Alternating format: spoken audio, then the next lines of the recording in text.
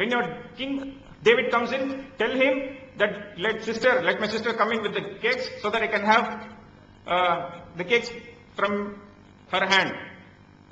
See, Jonathan, after gives his advice, now he goes and lies in the bed, and Tamar, she brings cakes for him, and that time he makes use of, Bible teaching is how to make a situation where you can rape your own sister. She comes in, and then he says that, get everyone out of here, meaning he wants to have that sex with her, so he asks everyone to go out, and he says that, oh my sister, come and lie in bed with me. Imagine brother asking his sister, come and lie with me, and he's trying to rape her. That time, Tamar, she's telling, yes, such a thing cannot happen in Israel, as if Israel is a very so pure country that this.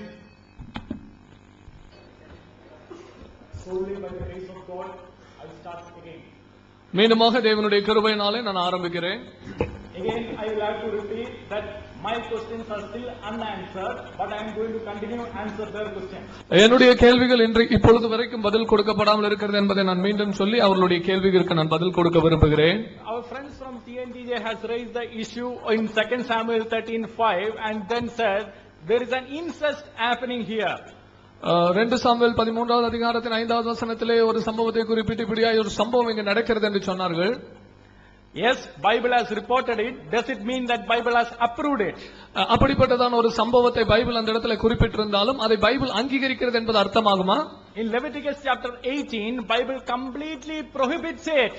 லேவியராகமம் 18வது அதிகாரத்தில் அப்படிப்பட்டதான எல்லா உறவுகளையும் வேதம் திட்டவட்டமாக மறுக்கிறது.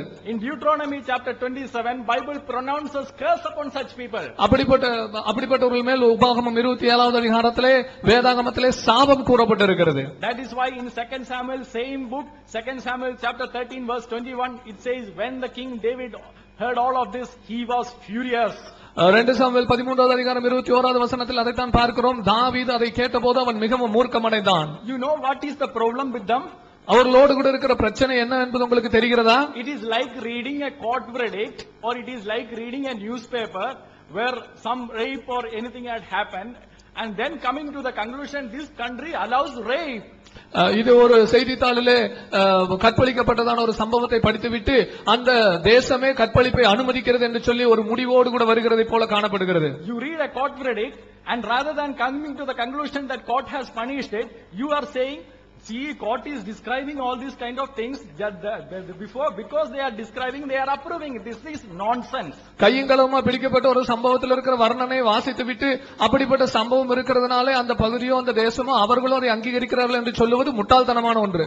Now what you will have to show is that the Bible has approved it. நீங்கள் எதை காட்டிக் கொடுக்க வேண்டும்? வேதாகமம் இதை அங்கீகரிக்கிறதா என்பதை தான் நீங்கள் காட்டிக் கொடுக்க வேண்டும். I will give an example for them to understand it better. அவர்கள் அதை சிறந்த முறையிலே புரிந்து கொள்வதற்கு நான் ஒரு உதாரணத்தை கொடுக்க விரும்புகிறேன். For example, உதாரணமாக, does Quran allow rape or not? குர்ஆன் கற்பழிப்பை அனுமதிக்கிறதா இல்லையா? Quran allows rape of slaves. அடிமை பெண்களை கற்பழிக்கும்படி குர்ஆன் அனுமதிக்கிறது. Surah chapter 23 verse 5 and 6. சூரா 23வது அதிகாரத்தின் 5-6 வசனங்கள். It is not describing that somebody raped somebody. Quran is allowing that you can have sex with slaves. அங்கே யாரோ ஒருத்தர் கற்பழித்தார் என்று சொல்லி வர்ணனை அல்ல, ஆனால் குர்ஆன் நீங்கள் அடிமை பெண்களை கற்பழிக்கலாம் என்று கொடுக்கிற அனுமதியை பார்க்கிறோம். If they challenge it, if they have courage to challenge that, I will give another 10-15 references to prove that. அதற்கு அவர்கள் சவால் கொடுக்க அவர்களுக்கு தைரியம் இருந்தால் நான் இன்னும் 10-15 வசனங்களை அவர்களுக்கு இன்னும் ஆதாரமாக கொடுக்க முடியும். See, they can allow rape, they can actually, their law can permit rape of slaves, but in Bible it cannot be even reported. அவர்களுடைய சட்டத்தின்படி அவர்கள் ஒரு அடிமையை கற்பழிப்பதற்கு அவர்கள் சட்டம் அனுமதிக்கலாம், ஆனால் அவர்கள் கருத்துப்படி வேதாகமத்திலே அப்படி நடந்த சம்பவங்களை கூட எழுதி இருக்க கூடாது. Is there any sense in what they are saying? அவர்கள் சொல்லுவதில் ஏதாவது அர்த்தம் இருக்கிறதா? You think and you decide it for yourself. நீங்கள் அதை யோசித்து நீங்களாகவே முடிவு செய்து கொள்ளுங்கள். Now again, our friends have taken 2 Samuel 21:8. நம்முடைய நண்பர்கள் 2 சாமுவேல் 21வது அதிகாரத்தின் 8வது வசனத்தை எடுத்துக்கொண்டார்கள். First they have highlighted one issue which is says sons of Michal. அவர்கள் மீண்டுமாக மீகாலின் பிள்ளைகள் என்று சொன்னார்கள். Then they have quoted some translations. அவர்கள் சில மொழிபெயர்ப்புகளை கொண்டு வந்தார்கள். then they also raise, is the Tamil Bible wrong just because one translation translates differently? ஒரு மொழிபெயர்ப்பு இன்னொரு மொழிபெயர்ப்பிலிருந்து வேறுபட்டு இருக்கிறதுனாலே உங்களுடைய தமிழ் மொழியாய்க்கும் தவறு என்று நீங்கள் சொல்ல முடியும் என்று கேட்டார்கள். Let me take all of this one by one. இந்த ஒவ்வொரு காரியத்தையும் நான் ஒன்றன் பின் ஒன்றாக எடுத்துக்கொள்ள விரும்புகிறேன். If you adopt children, can you call them as sons? If you adopt children, can you call them as sons or daughters? நீங்கள் உங்களுடைய பிள்ளைகளை தத்தெடுப்பீர்கள் என்று சொன்னால் அவர்களை பிள்ளைகள் என்று அழைக்க முடியுமா? Yes, you can call them as sons. நீங்கள் ஒரு பிள்ளைகளை தத்தெடுத்தால் அவர்களை உங்கள் மகன்கள் குழந்தைகள் என்று அழைக்க முடியும். In fact, it was permitted in Islam until a certain time. இது இஸ்லாமிலே ஒரு குறிப்பிட்ட காலம் வரைக்கும் அனுமதிக்கப்பட்டிருந்தது. In Surah chapter 33 verse 4, சூரா 33வது அதிகாரத்தின் 4வது வசனம், it is at that time actually Allah prohibited this. இந்த நேரத்திலே காலகட்டத்திலே நான் தத்தெடுக்கிற ஒரு காரியத்தை அல்லாஹ் தடை செய்கிறார். And what was the reason for Allah prohibiting to call adopted children as sons? தத்தெடுக்கும் பிள்ளைகளை உங்கள் சொந்த பிள்ளைகள் என்று நீங்கள் கூப்பிடக் கூடாது என்று சொல்லி அல்லாஹ் தடை செய்வதற்கு காரணம் என்னவென்று தெரியுமா? And what was the reason for Allah prohibiting adoption itself? தத்தெடுப்பதையே அல்லாஹ் தடை செய்வதற்கு காரணம் என்னவென்று தெரியுமா? You know, உங்களுக்கு தெரியுமா? Their pattern of the mankind, their best example for their mankind, Hazrat Muhammad. மனித இனத்திற்கே மிக முக்கியமான மிக சிறப்பான முன்னோடியாக இருக்கக்கூடியதான ஹஜரத் முகமது அவர்கள், he married his adopted son's wife after he divorced her. அவர் தன்னுடைய தத்தெடுக்கப்பட்டு தன்னுடைய மகனுடைய மனைவியை அந்த சகோதரன் விவாகரத்து செய்தபோது அந்த மனைவி அவர் திருமணம் செய்தார். When he married his adopted son's wife, அவர் தன்னுடைய தத்தெடுக்கப்பட்ட மகனுடைய மனைவியை திருமணம் செய்தபோது, their pattern for the mankind, அந்த மனித இனத்துக்கு முன்னோடியான அவர், to justify that, அதை நியாயப்படுத்துவதற்காக Allah came and said, you cannot call your adopted children as, you cannot have adoption and you cannot call them as children. அதை நியாயப்படுத்துவதற்காக அல்லாஹ் சொன்னார், நீங்கள் தத்தெடுக்க கூடாது, அப்படி தத்தெடுக்கிற பிள்ளைகளை உங்களுடைய பிள்ளைகளாக நீங்கள் சொல்லக்கூடாது என்று. Okay, granted that they are coming from that perspective. ஒருவேளை அவிதமான நோக்கத்தில் அவர் வருகிறார் என்று எடுத்துக்கொள்வோமானாலும், but this was written much before that. ஆனால் இது அவர்கள் சொல்லுகிற காரியத்திற்கும் ஏராளமான வருடங்களுக்கு முன்பு எழுதப்பட்டது. In fact, even Ibn Kathir, in tafsir of Ibn Kathir, Ibn கத்தீருடைய தப்சீரிலே Ibn Kathir very clearly says that Sayyid was called as Muhammad's son until that time. அந்த காலகட்டம் வரைக்கும் அல்லது அந்த சமயம் வரைக்கும் சையத் என்பவர் முகமது ஹஜரத் முகமதுடைய மகனாக அழைக்கப்பட்டார். So if until that time, even if we argue that until that time children can be called as sons, this second Samuel was written much before that. So what is the problem with that? ஒருவேளை அந்த நேரம் வரைக்கும் அல்லது அந்த சமயம் வரைக்கும் தத்தெடுக்கப்பட்ட பிள்ளைகள் என்று அழைக்கப்பட்டிருப்பார்கள் என்று சொன்னால், அதை காட்டிலும் பல வருடங்களுக்கு முன்பாக எழுதப்பட்ட இந்த அதிகாரத்திலே வசனத்திலே என்ன முரண்பாடு இருக்கிறது? Now again 2 Samuel 21 verse 8. மீண்டுமாக 2 சாமுவேல் 21வது அதிகாரத்தின் 8வது வசனம். It says that they have cited different translations, and even if you have noticed, in one of the Darby's translations, it was very clearly written that Darby had explained that it was the sister's son, as I have explained. அவர்கள் ப்ரொஜெக்டரிலே பல translation ஒருவேளை போட்டிருப்பதை பார்த்தீர்கள். அதுல ஒரு translation அங்கேயே தெரிந்தது அவருடைய சகோதரியின் பிள்ளைகள் என்பதை அந்த இடத்துல போட்டிருந்ததை நீங்கள் பார்த்திருக்கலாம். If a word can have two different meanings, ஒரு வார்த்தைக்கு ரெண்டு வித்தியாசமான அர்த்தங்கள் இருக்கும் என்றால், how will you determine the meaning of the word? அந்த வார்த்தைக்கு சரியான அர்த்தம் என்ன என்பதை நீங்கள் எப்படி நிதானிப்பீர்கள்? You will decide by the context. நீங்கள் அந்த வார்த்தைக்கு உள்ளானதான அமைப்பை பொறுத்து தான் நிதானிப்பீர்கள். That is why the KJV, which mentioned actually in the initially, determined it by the context and gave the correct translation. அதுவேதான் முதலாக மொழியாக்கப்பட்டதான KJV என்பது அந்த சம்பவம் நடந்த அமைப்பின் அடிப்படையிலே மொழியாக்கத்தை கொண்டு வந்தது. Now coming to the Tamil translation. இப்பொழுது தமிழ் மொழியாக்கத்துக்கு நாம் வருவோம். Sir, translations can have different kinds of mistakes also. ஒருவேளை மொழிபெயர்ப்பிலே சில தவறுகள் இருக்கலாம். Sir, Janab PJ sir himself has revised his own translation of the Quran. Does it mean that whoever was reading his original translation of the Quran was not reading the Quran at all? அருமையான ஜனாப் PJ sir அவர்கள் கூட தன்னுடைய குர்ஆனை தானே மீண்டும் ஒரு விசையாக revise பண்ணி இருக்கிறார். அப்படி என்றால் அவருடைய பழைய குர்ஆனை வாசிக்கிறவர்கள் சரியான குர்ஆனை வாசிக்கிறதில்லை என்று அர்த்தமாய் விடுமா? Sir, translations can have different meanings. That does not mean that the Bible is corrupted. ஒருவேளை மொழியாக்கத்திலே ஒரு வேறு அர்த்தங்கள் இருந்தால் அந்த அர்த்தத்தின்படி வேதாகமம் கரைப்படுத்தப்பட்டது என்பது அர்த்தம் இல்லை. Now coming to Ezekiel chapter 23. எசேக்கியேல் 23வது அதிகாரத்துக்கு வருவோம். Again the same issue that I had raised earlier. நான் மீண்டுமாக ஏற்கனவே நான் எழுப்பினதான அதே காரியம். Our brother Sudhakar has already explained it. நம்முடைய சகோதரர் சுதாகர் இது என்னவென்று ஏற்கனவே விளக்கிவிட்டார். And I have one of the cases here, the High Court, Delhi High Court which actually passed the verdict on the homosexuality, which has different, same kind of, similar kind of wordings. Delhi high court homosexual மீதான ஒரு நியாய தீர்ப்பை வெளியிட்ட போது இப்படிப்பட்டதான வார்த்தைக்கு ஒத்த வார்த்தைகளை அந்த டெல்லி ஹைகோர்ட்டில் உபயோகப்படுத்தப்பட்ட காரியத்தை அதற்கான ஆதாரத்தை வைத்திருக்கிறோம். In fact, you can find those kind of wordings in many verdicts, not just in this verdict, many verdicts. இப்படிப்பட்ட தீர்ப்பில் அல்ல, எல்லா அநேக தீர்ப்புகளிலும் கூட அந்த வார்த்தைகளுக்கு ஒத்த வார்த்தைகளை நீங்கள் காணலாம். So our friends have asked, can you take it to the court? Will it not be a pornography? அவர்கள் கேட்டார்கள், இதை ஒரு நீதிமன்றத்துக்கு கொண்டு போய் இது ஒரு ஆபாசமாக இருக்காதா என்று சொல்லி கேட்டார்கள். Sir, the verse Ezekiel very clearly says this is the judgment of the God. எசேக்கியேல் 23வது அதிகாரம் தெளிவாய் சொல்லுகிறது, இது தேவனுடைய நியாய தீர்ப்பு என்று சொல்லுகிறது. Ezekiel 22 described the entire sins of that people. எசேக்கியேல் 22வது அதிகாரம் அந்த ஜனங்கள் செய்ததான மிக மோசமான பாவங்களை பட்டியலிடுகிறது. And in the judgment, can you describe the sins or not? இந்த தீர்ப்பிலே அவர்கள் செய்ததான பாவங்களை குறித்து நீங்கள் விவரிக்க கூடாதா அல்லது விவரிக்கலாமா அல்லது கூடாதா? Sir, in every court of law you can describe the sins in the verdict and then you come to the conclusion. ஒவ்வொரு நீதிமன்றத்திலும் கூட நீங்கள் தீர்ப்பு கொடுப்பதற்கு முன்பதாக அந்த பாவம் செய்யப்பட்ட விதத்தை வர்ணித்து அதன் பின்பதாக அதற்கு தீர்ப்பு கொடுப்பது வழக்கமாக இருக்குது. Now if you are saying that this kind of words cannot be should not be used by in the God's word at all, இவ்விதமான வார்த்தைகள் இறை வேதத்திலே உபயோகப்படுத்தவே படக்கூடாது என்று நீங்கள் சொல்லுவீர்களானால், what kind of standard is that, sir? அப்படி என்றால் அதனுடைய நிலைப்பாடுதான் என்ன?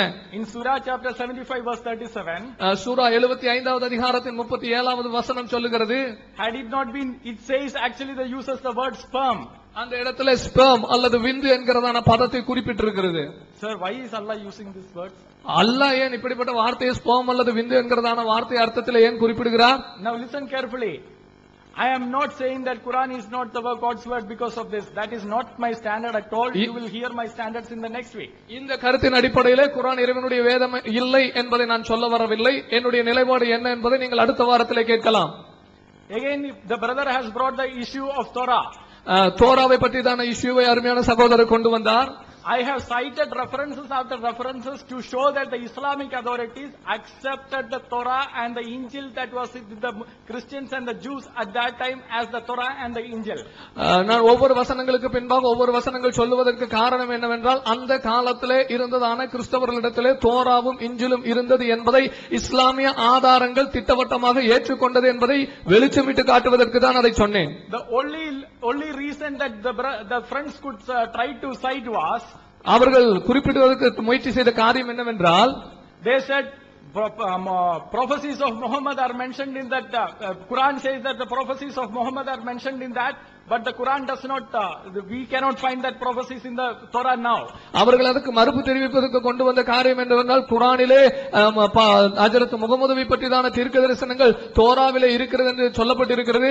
அப்படியானால் உங்கள் தோராவிலே ஹஜ்ரத் முகமதை பற்றிதான தீர்க்க தரிசனம் இல்லை, எனவே நீங்கள் வைத்திருக்கிற தோரா அந்த தோரா இல்லை என்றுதான் அவர்கள் சொல்லுகிறார்கள். That would have been a problem for me only if I had accepted Quran as the God's word. அதை நான் குர்ஆன் இறைவனுடைய வேதம் என்று சொல்லி நான் ஏற்றுக்கொண்டால் தான் அது என்னுடைய பிரச்சனையாக இருக்கும். I have cited earlier that I don't accept Quran as God's word, but I am quoting it because it is the final authority for them. நான் குர்ஆனை இறைவனுடைய வேதம் என்று எனக்கு ஏற்றுக்கொள்வதில்லை. நான் அதிலே இருந்த ஆதாரங்களை குறிப்பிட்டு காட்டுவதற்கு நோக்கம் என்னவென்றால், அதுதான் அவர்களுடைய முதல் அதிகாரமாக அவர்கள் ஏற்றுக்கொள்கிறார்கள். If Quran says the Bible is the God's word, குர்ஆன் இறைவனுடைய பைபிள் இறைவனுடைய வார்த்தை என்று சொல்லும்போது and wrongly gives a reference, அதுக்கு ஒருவேளை தவறான அர்த்தத்தையும் கொடுத்தால், is the problem with the Quran or is the problem with the Bible? அது குர்ஆனில் இருக்கிற தவறா அல்லது பைபிளில் இருக்கிற தவறா? The problem is with the Quran.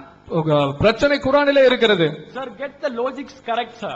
அந்த நீங்கள் முதலாவது உங்களுக்கு வைத்திருக்கிறது அந்த திட்டத்தை அல்லது நியாயத்தை சரியாய் கொண்டு வாருங்கள். Whenever we are raising the issue of the logic, they seems to be disturbed about that. நாங்கள் நியாயத்தின் அடிப்படையிலான காரியங்களை எழுப்பும்போது அவர்கள் அதிலே அவர்கள் பாதிக்கப்படுவதைப் போல காணப்படுகிறார்கள். But in such kind of debates we have to go by the logic only. இப்படிப்பட்டதான விவாதங்களிலே நாம் நியாயத்தின் அடிப்படையில் தான் கடந்து போக முடியும்.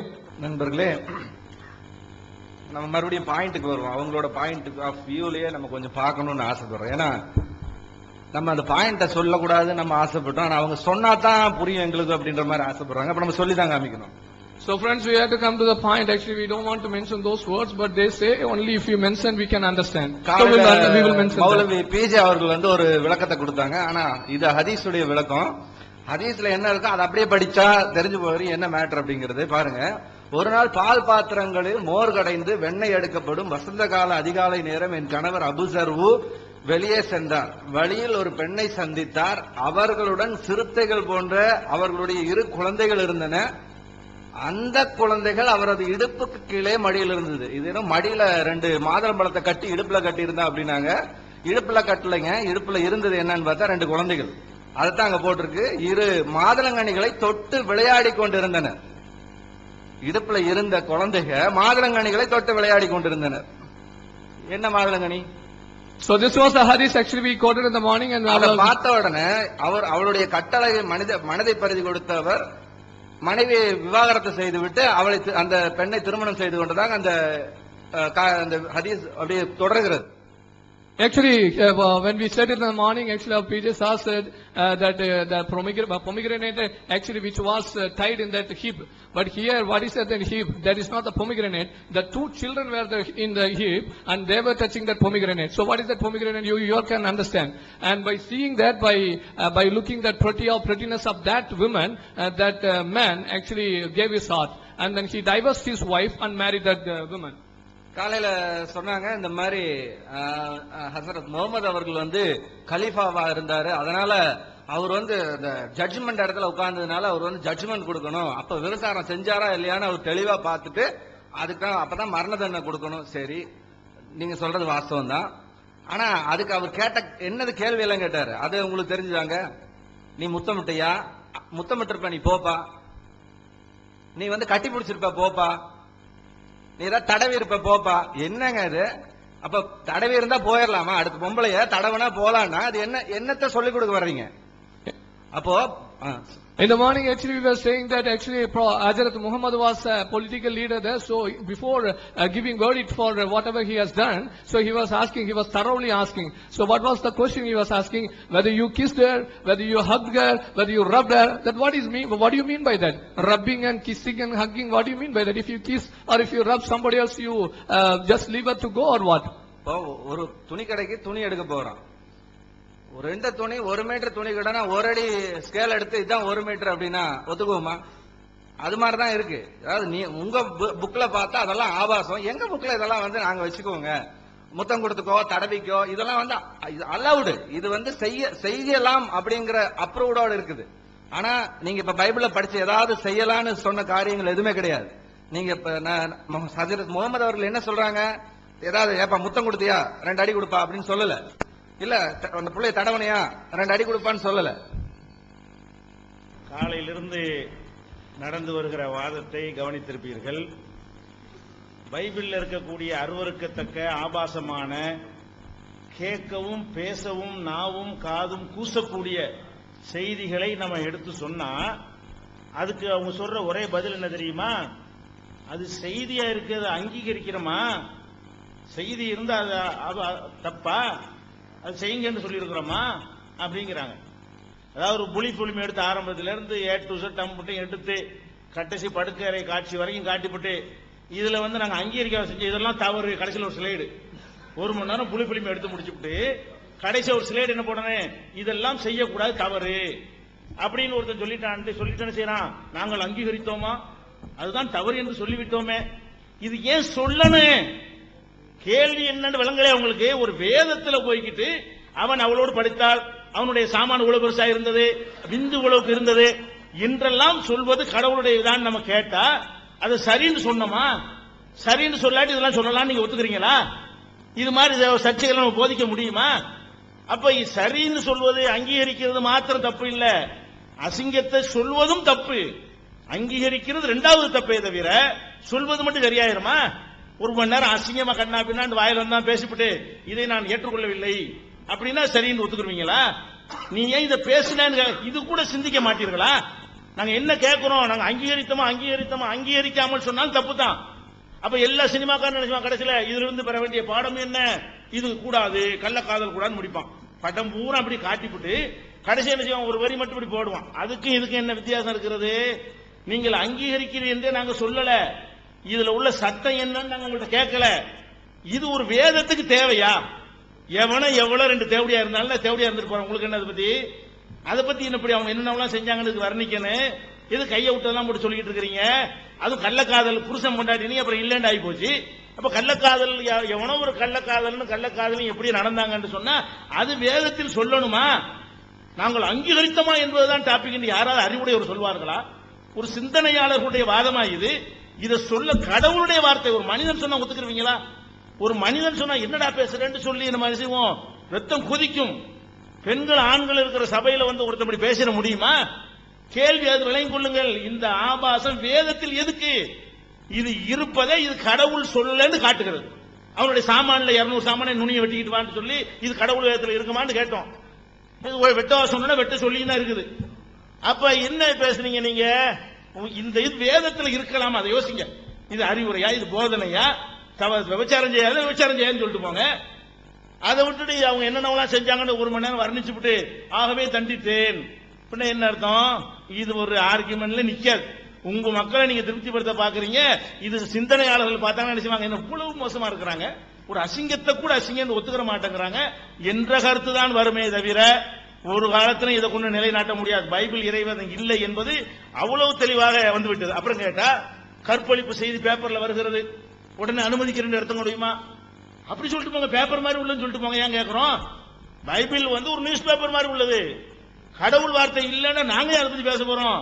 நியூஸ் பேப்பர்ல என்ன வேணாலும் வரும், செக்ஸ் புக்ல அதை விட கூடுதல் கூட வரும். கேள்வி என்ன? கர்த்தரின் வார்த்தை நம்மளை எல்லாம் புடம்போட்ட மக்களாக மாற்றுவதற்கு கடவுளுடைய அறிவுரை. அதுலயும் இதை போய் சொல்லிட்டு இருக்கிறாரு. அதுதானே கேள்வி. நீங்க பேப்பர்ல வரத பார்த்து அப்படி எடுப்பீங்களா? பேப்பரை இறைவேதம்னு சொன்னா எடுப்போம். பேப்பர்காரன் பேப்பரை இறைவேதம்னு சொல்லல, கடவுள் வார்த்தைன்னு அவன் சொல்லல, ஏன் செய்தின்னு சொல்றான். இதுதான் கேள்வி. இதை நீங்க வித்தியாசம் விளங்கிக் கொள்ள வேண்டும். அடுத்து என்ன? அடிமை பெண்கள் பார்த்தீர்களா? இதுவா இவங்களாவது நாங்க செய்தியைத்தான் போடுறோம், இவங்க அடிமை பெண்களை கற்பழிக்க அனுமதிச்சிருக்கிறீங்க, எடுத்து போட்டுமா வண்டி வண்டியாங்கிறாங்க. அடிமை பெண் விஷயத்தை நீங்கள் பேசுவதாக இருந்தால் எடுத்து போடுவோம். குரான்ல இருக்கிறத விட கூடுதலா பைபிள்ல அனுமதிக்கப்பட்டிருக்கிறது. அதுக்கு என்ன சொல்ல வர்றீங்க? அடிமை பெண் விஷயம் வந்து 2 பேரும் பதில் சொல்ல வேண்டிய விஷயம். அது ஏன் அது ஏற்பட்டது, அந்த காலத்தில் ஏற்பட்டதுங்கிறது பைபிள் என்ன சொல்லப்பட்டிருக்கிறது? அவன் எஜமான் அவனுக்கு ஒரு பெண்ணை விவாகம் செய்து கொடுத்தும் அவள் அவனுக்கு ஆண் பிள்ளைகளால் பெண்களால் பெற்று இருந்தால் அந்த பெண்ணும் அவள் பிள்ளைகளும் எஜமானை சேர கணவர்கள் அப்படின்னு சொல்லிட்டு என்ன செய்யறது? அவளோட என்ன வேணாலும் செய்து கொள்ளலாம் என்று வந்து யாத்திராகமத்தில் 21:1-8 நிறைய இருக்குது, வரிசையா இருக்கு. அடிமைகள்கிட்ட சேருவது சம்பந்தமான விஷயங்களும் பட்டியல் அதிகமாக இருக்கிறது. நீங்க எத்தனை குரான் வசனம் காட்டுவீங்களோ அதோட அதிகமா பைபிள் என்ன இருக்கு, இந்த சமாச்சாரம் இருக்குது. அடிமைகள் விஷயம் ஏங்கிறது 2 பேரும் சேர்ந்து பதில் சொல்ல வேண்டிய ஒரு விஷயம். 2 மதத்திலே கடவுளை பத்தி சொல்லப்பட்டிருக்குன்னா நீங்க கடவுளை சொல்றேன்னு கேட்க கூடாது. 2லயும் உள்ளது. உங்கள்ட்ட இல்லைன்னு சொன்னா அதை பத்தி பேசணும், அது தனியா வச்சுக்கிறது. நீங்க அடிமைகளை பத்தி பேசும்போது வாங்க. அடுத்து என்னன்னு கேட்டா தத்தெடுக்கிறதுக்கு வர்றாங்க. தத்தெடுக்கிறது தப்பா? அவ பெத்த பிள்ளைய வந்து வளர்த்த பிள்ளை, அதான் கேள்வி. ஏன்பா பெத்த பிள்ளைன்னு எழுதி வச்சுக்கிறீன்னு கேட்கிறோம். நீ தத்து பிள்ளைய வளர்ப்பு பிள்ளைன்னு சொல்லிட்டு போ, தத்து பிள்ளைன்னு சொல்லிட்டு போ, அது உன்னுடைய விருப்பம், நாங்க அதை தலையிட மாட்டோம். கேள்வி என்ன? சாவுற வரைக்கும் அவளுக்கு பிள்ளை இல்ல, 5 பிள்ளை பெத்தா, இது ஏன் முரண்? நீங்க என்ன செய்றீங்க? அது வளர்ப்பு பிள்ளைங்கிறீங்க. நாங்க என்ன சொல்றோம்?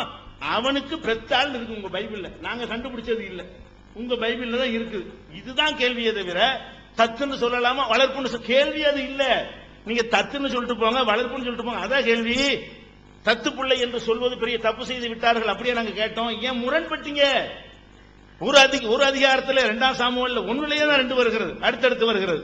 அப்ப அதுதான் கேள்வி என்பதை புரிந்து கொள்ள வேண்டும். அடுத்து என்ன சொல்றாங்க? ஜட்ஜ்மெண்ட் கோர்ட்ல ஏதோ ஒரு கேஸ் வரும்போது ஜட்ஜ்மெண்ட்ல இதை விட அசிங்கமா எல்லாம் சொன்னார்கள், எங்கள்கிட்ட ஆதாரம் இருக்கிறது. அது ஆதாரம் இருக்கான்னு எங்களுக்கு தேவையில்லை, இருந்தாலும் பெரிய பிரச்சனை இல்லை, வேதம் கிடையாது. ஜட்ஜ்மெண்ட்ல சொன்னான்னு சொன்னா விசாரிச்சா சொல்லித்தான் இருப்பாங்க. அது நான் காலையில சொல்லியும் விட்டேன், அது ஒன்றும் தப்பு கிடையாது. அது மாதிரி ஜட்ஜ்மெண்ட் போங்க. இது எதுக்குங்க வந்து இந்த 2 சகோதரியோட சேர்ந்தது, கள்ளத்தனமா சேர்ந்தது, அப்படி இதெல்லாம் எதுக்கு அது சொல்றீங்க கேள்வி. அதுக்கு இது உதாரணம் என்ன செய்யாது, பொருந்தாது. அடுத்து என்ன செய்யறாங்க? வளர்ப்பு மகனுக்கு பெரிய, அதாவது வளர்ப்பு மகனுடைய மனைவியை விவாகரத்து செய்த மனைவியை கல்யாணம் செய்தவர்களுக்கா செஞ்சாங்க. அது எங்க மார்க்கத்தில் எல்லாருக்கும் அனுமதி இருக்குதா? வளர்ப்பு மகன் ஒருத்தன் வளர்த்தான்னு சொன்னா அது மகனாக மாட்டான், அவன் முன்னாடி விவாகரத்து பண்ணிட்டால் அது மருமக அந்தஸ்துல வரமாட்டால் நீங்க மார்க்கத்தின் சட்டம் எல்லாருக்கும் உள்ள சட்டம் அது. அது சரி, இதெல்லாம் வைத்துக்கொண்டு பைபிள் இறைவேதம் இப்படி ஆகும். பைபிள் இறைவேதம் என்றால் நீங்க என்ன செய்யணும்? குரான்ல இருந்து காட்டலாம். சரி, குரானுக்கு முந்தி 600 வருஷமா இருந்தவங்க எப்படி பைபிள் இறைவேதம் நம்புவீங்க? குரானை கொண்டுதான் நிரூபிக்கணும் நீங்க இருக்கிறீங்களா? அப்ப பைபிள் இறைவேதம்னா பைபிள்ல இருந்து நீங்க நிரூபிக்க வேண்டும். பைபிள் இறைவேதம் என்பது அதனுடைய தன்மைகளையும் அதனுடைய தத்துவங்களையும் சொல்லி, பாத்தீங்களா மனுஷன் வார்த்தையில் இப்படி இருக்குமா, கடவுள் வார்த்தை இப்படி அழகா இருக்கு பாத்தீங்களா, இது மாதிரி அப்படியான ஒரு அடிப்படையில் தான் அது நிரூபிக்கணுமே தவிர, அதை விட்டு குரான்ல அதை பத்தி சொல்லப்பட்டிருக்கு யாரு இல்லைன்னா, குரான்ல தௌராத்தை பத்தி சொல்லி இருக்குதே, இஞ்சில பத்தி சொல்லி இருக்குதே. அப்ப குரான்ல உள்ளது ஏத்துக்கலாம் நம்ம கேட்டா அது உங்க பிரச்சனை. அப்ப ஏன் ஆதாரத்துக்கு வைக்கிறீங்க? நம்ம கேள்வி என்ன என்று கேட்டால், குரானை வைத்துத்தான் உங்க பைபிளை நிலைநாட்டணும் உங்க நிலையாக இருக்குமையானால் அதுலயாவது ஒழுங்கா நில்லுங்க. குரான் சொல்ற மாதிரி நீங்க வச்சுக்கிற பைபிள் இல்ல. குரான் என்ன மாதிரி தௌராத்தை பற்றி சொல்கிறதோ அதுக்கு நேர் மாற்றமா அவ்வளவு விஷயம் எழுதி வச்சுக்கிறீங்க. குரான் இஞ்சிலை பற்றி என்ன சொல்கிறதோ அதுக்கு நேர் மாற்றமா எல்லாத்தையும் எழுதி வைத்திருக்கிறீர்கள். இதுதான் அதுல உள்ள கேள்வி என்பதை என்ன செய்யணும், புரிந்து கொள்ளணும்னு பேசுங்க. The other side gave a reference that all these obscene statements are there. They acknowledge that all these are present in the Bible, the so-called holy book, and they concluded saying that all these are reported in Bible, all these are not encouraged in the Bible. They should first understand our question. Whether it authorized these verses or not is a second issue. Now first our question is, can these verses occur in Bible? For example, if a person takes a porn movie and he shows everything, narrates everything, he has all close cameras, everything, in the finally, if he has a slide saying that all that what was shown in this movie is wrong, what do you think of the person? It's exactly the same way how you deal with Bible. You've been narrating the stories of prostitutes, narrating the genitals of donkeys. You are having n number of filthy, obscene words in Bible, and after telling everything, you plainly say that all these are there, but it is not authorized. That is the second question. But our first question still remains, why do you have all these in the so-called holy book? And can all these verses be preached in the church? We have never come across Christians preaching these things in the church. Apart from that, if you take Bible, it entirely describes about wars, illicit relationship. Even a good person, a wise person will be hesitant to write all these and claim it as his own book. How can you accept that this came from God and God himself wrote it, or whatever? How do you befit it to God? This is very astounding to see. Apart from that, Bible also speaks about the cruelty of cutting 200 foreskins. What is so holy in it? What is the message you are trying to convey here? You said Bible is not authorizing it. Bible in fact did that. Bible said that David was ordered to go cut 200 foreskins. And another argument posed by the other side is that they said, if the matter of rape occurs in newspaper, won't you just read it? It is just used for reporting. Now, you accept that Bible is just like a newspaper which only reports rape and vulgarity. We have no issue. But you claim it to be the word of God. That is where the problem arises. And also, do you think Christ gave all these verses to purify? What kind of instructions do they hold? And they also correlated that Quran, they again jump into another topic stating about the slave girls. In Quran, every Muslim is allowed. So they jumped into the slave girls and they said what all stupid things they can make with slave girls, but they failed to realize that even if they write their own book, Deuteronomy chapter 21 verse 1 to 8, Exodus chapter 21 verse 1 to 8, there are n number of even much more cruel verses than Quran you will find in Bible. So don't talk about something which both our religions mutually agree. And they were also pointing out that adoption is wrong. We never talked about adoption when we were projecting the Michal's case, whether she bear those 5 children or not. We showed them multiple translation wherein the word bear is clearly mentioned. But they never touched base on that. They simply said, they had a correlation to say, is it wrong to say an adopted son as own son? We never asked you that question. Why do you come up with that? And they again correlated it with Zaid. Prophet Muhammad's adopted son, but Islam do not take the adopted son as his own son. Even every Muslim has the right to marry the adopted son's wife after he divorces. So we are not treating them as daughter-in-laws. Islam does not preach that they are daughter-in-laws. And further, they said that there are n number of verses in Quran which affirms Bible. Now, answer us, what is the state of Bible before 600 years before Quran was revealed? But so far, whatever we read, do not seem like an instruction to mankind. It all talks about obscenity. It all talks about vulgarity. Just to add one point to that, they said that the Prophet Muhammad, that he married after his adopted son divorced his wife. See, Prophet Muhammad, he married, he didn't rape like Amnon. Here, brother is raping Amnon, brother is raping his sister, Tamar. Prophet Muhammad married it. What are you trying to say? See the difference between the legal and the illegal intimacy. And talking about sperm, that it's also mentioned in the Quran. See, we already said that when the other brother quoted that donkeys is also mentioned in the Quran, horses also. See, whether it is mentioned or not, isn't there any difference? Just saying that horses, donkeys, and then comparing, and between that comparing the men's penis to that of the donkeys and horses. Sperm is told in the Quran, but it is not compared like the horse sperm. How would you know this until or unless you have the subject matter which deals with the intercourse of the horse, which is raised at one point of time in the lesson? How would you come to know? You gonna have any lesson for that purpose? See the difference. Mentioning about the sperm or donkeys is not wrong in any book. Even if it's mentioned in the book, Holy Bible, as you say, we don't have any problem with it. But see the comparison. That is what we are trying to say. அன்புள்ள சகோதரர்களே, அடுத்து அந்த மாதுளம்பழம் விஷயத்தை மறுபடியும் இருக்கிறார். அவர் ஒப்பந்த பிரகாரம் ஒரு அர்த்தத்துல இஷ்டத்துக்கு ஏதாவது செஞ்சாங்கன்னா நிரூபிக்கிற பொறுப்பு அவங்கள சேர்ந்தது. இவர் சொல்லக்கூடிய அந்த வாசகமே அந்த ஹதீஸ்ல கிடையாது.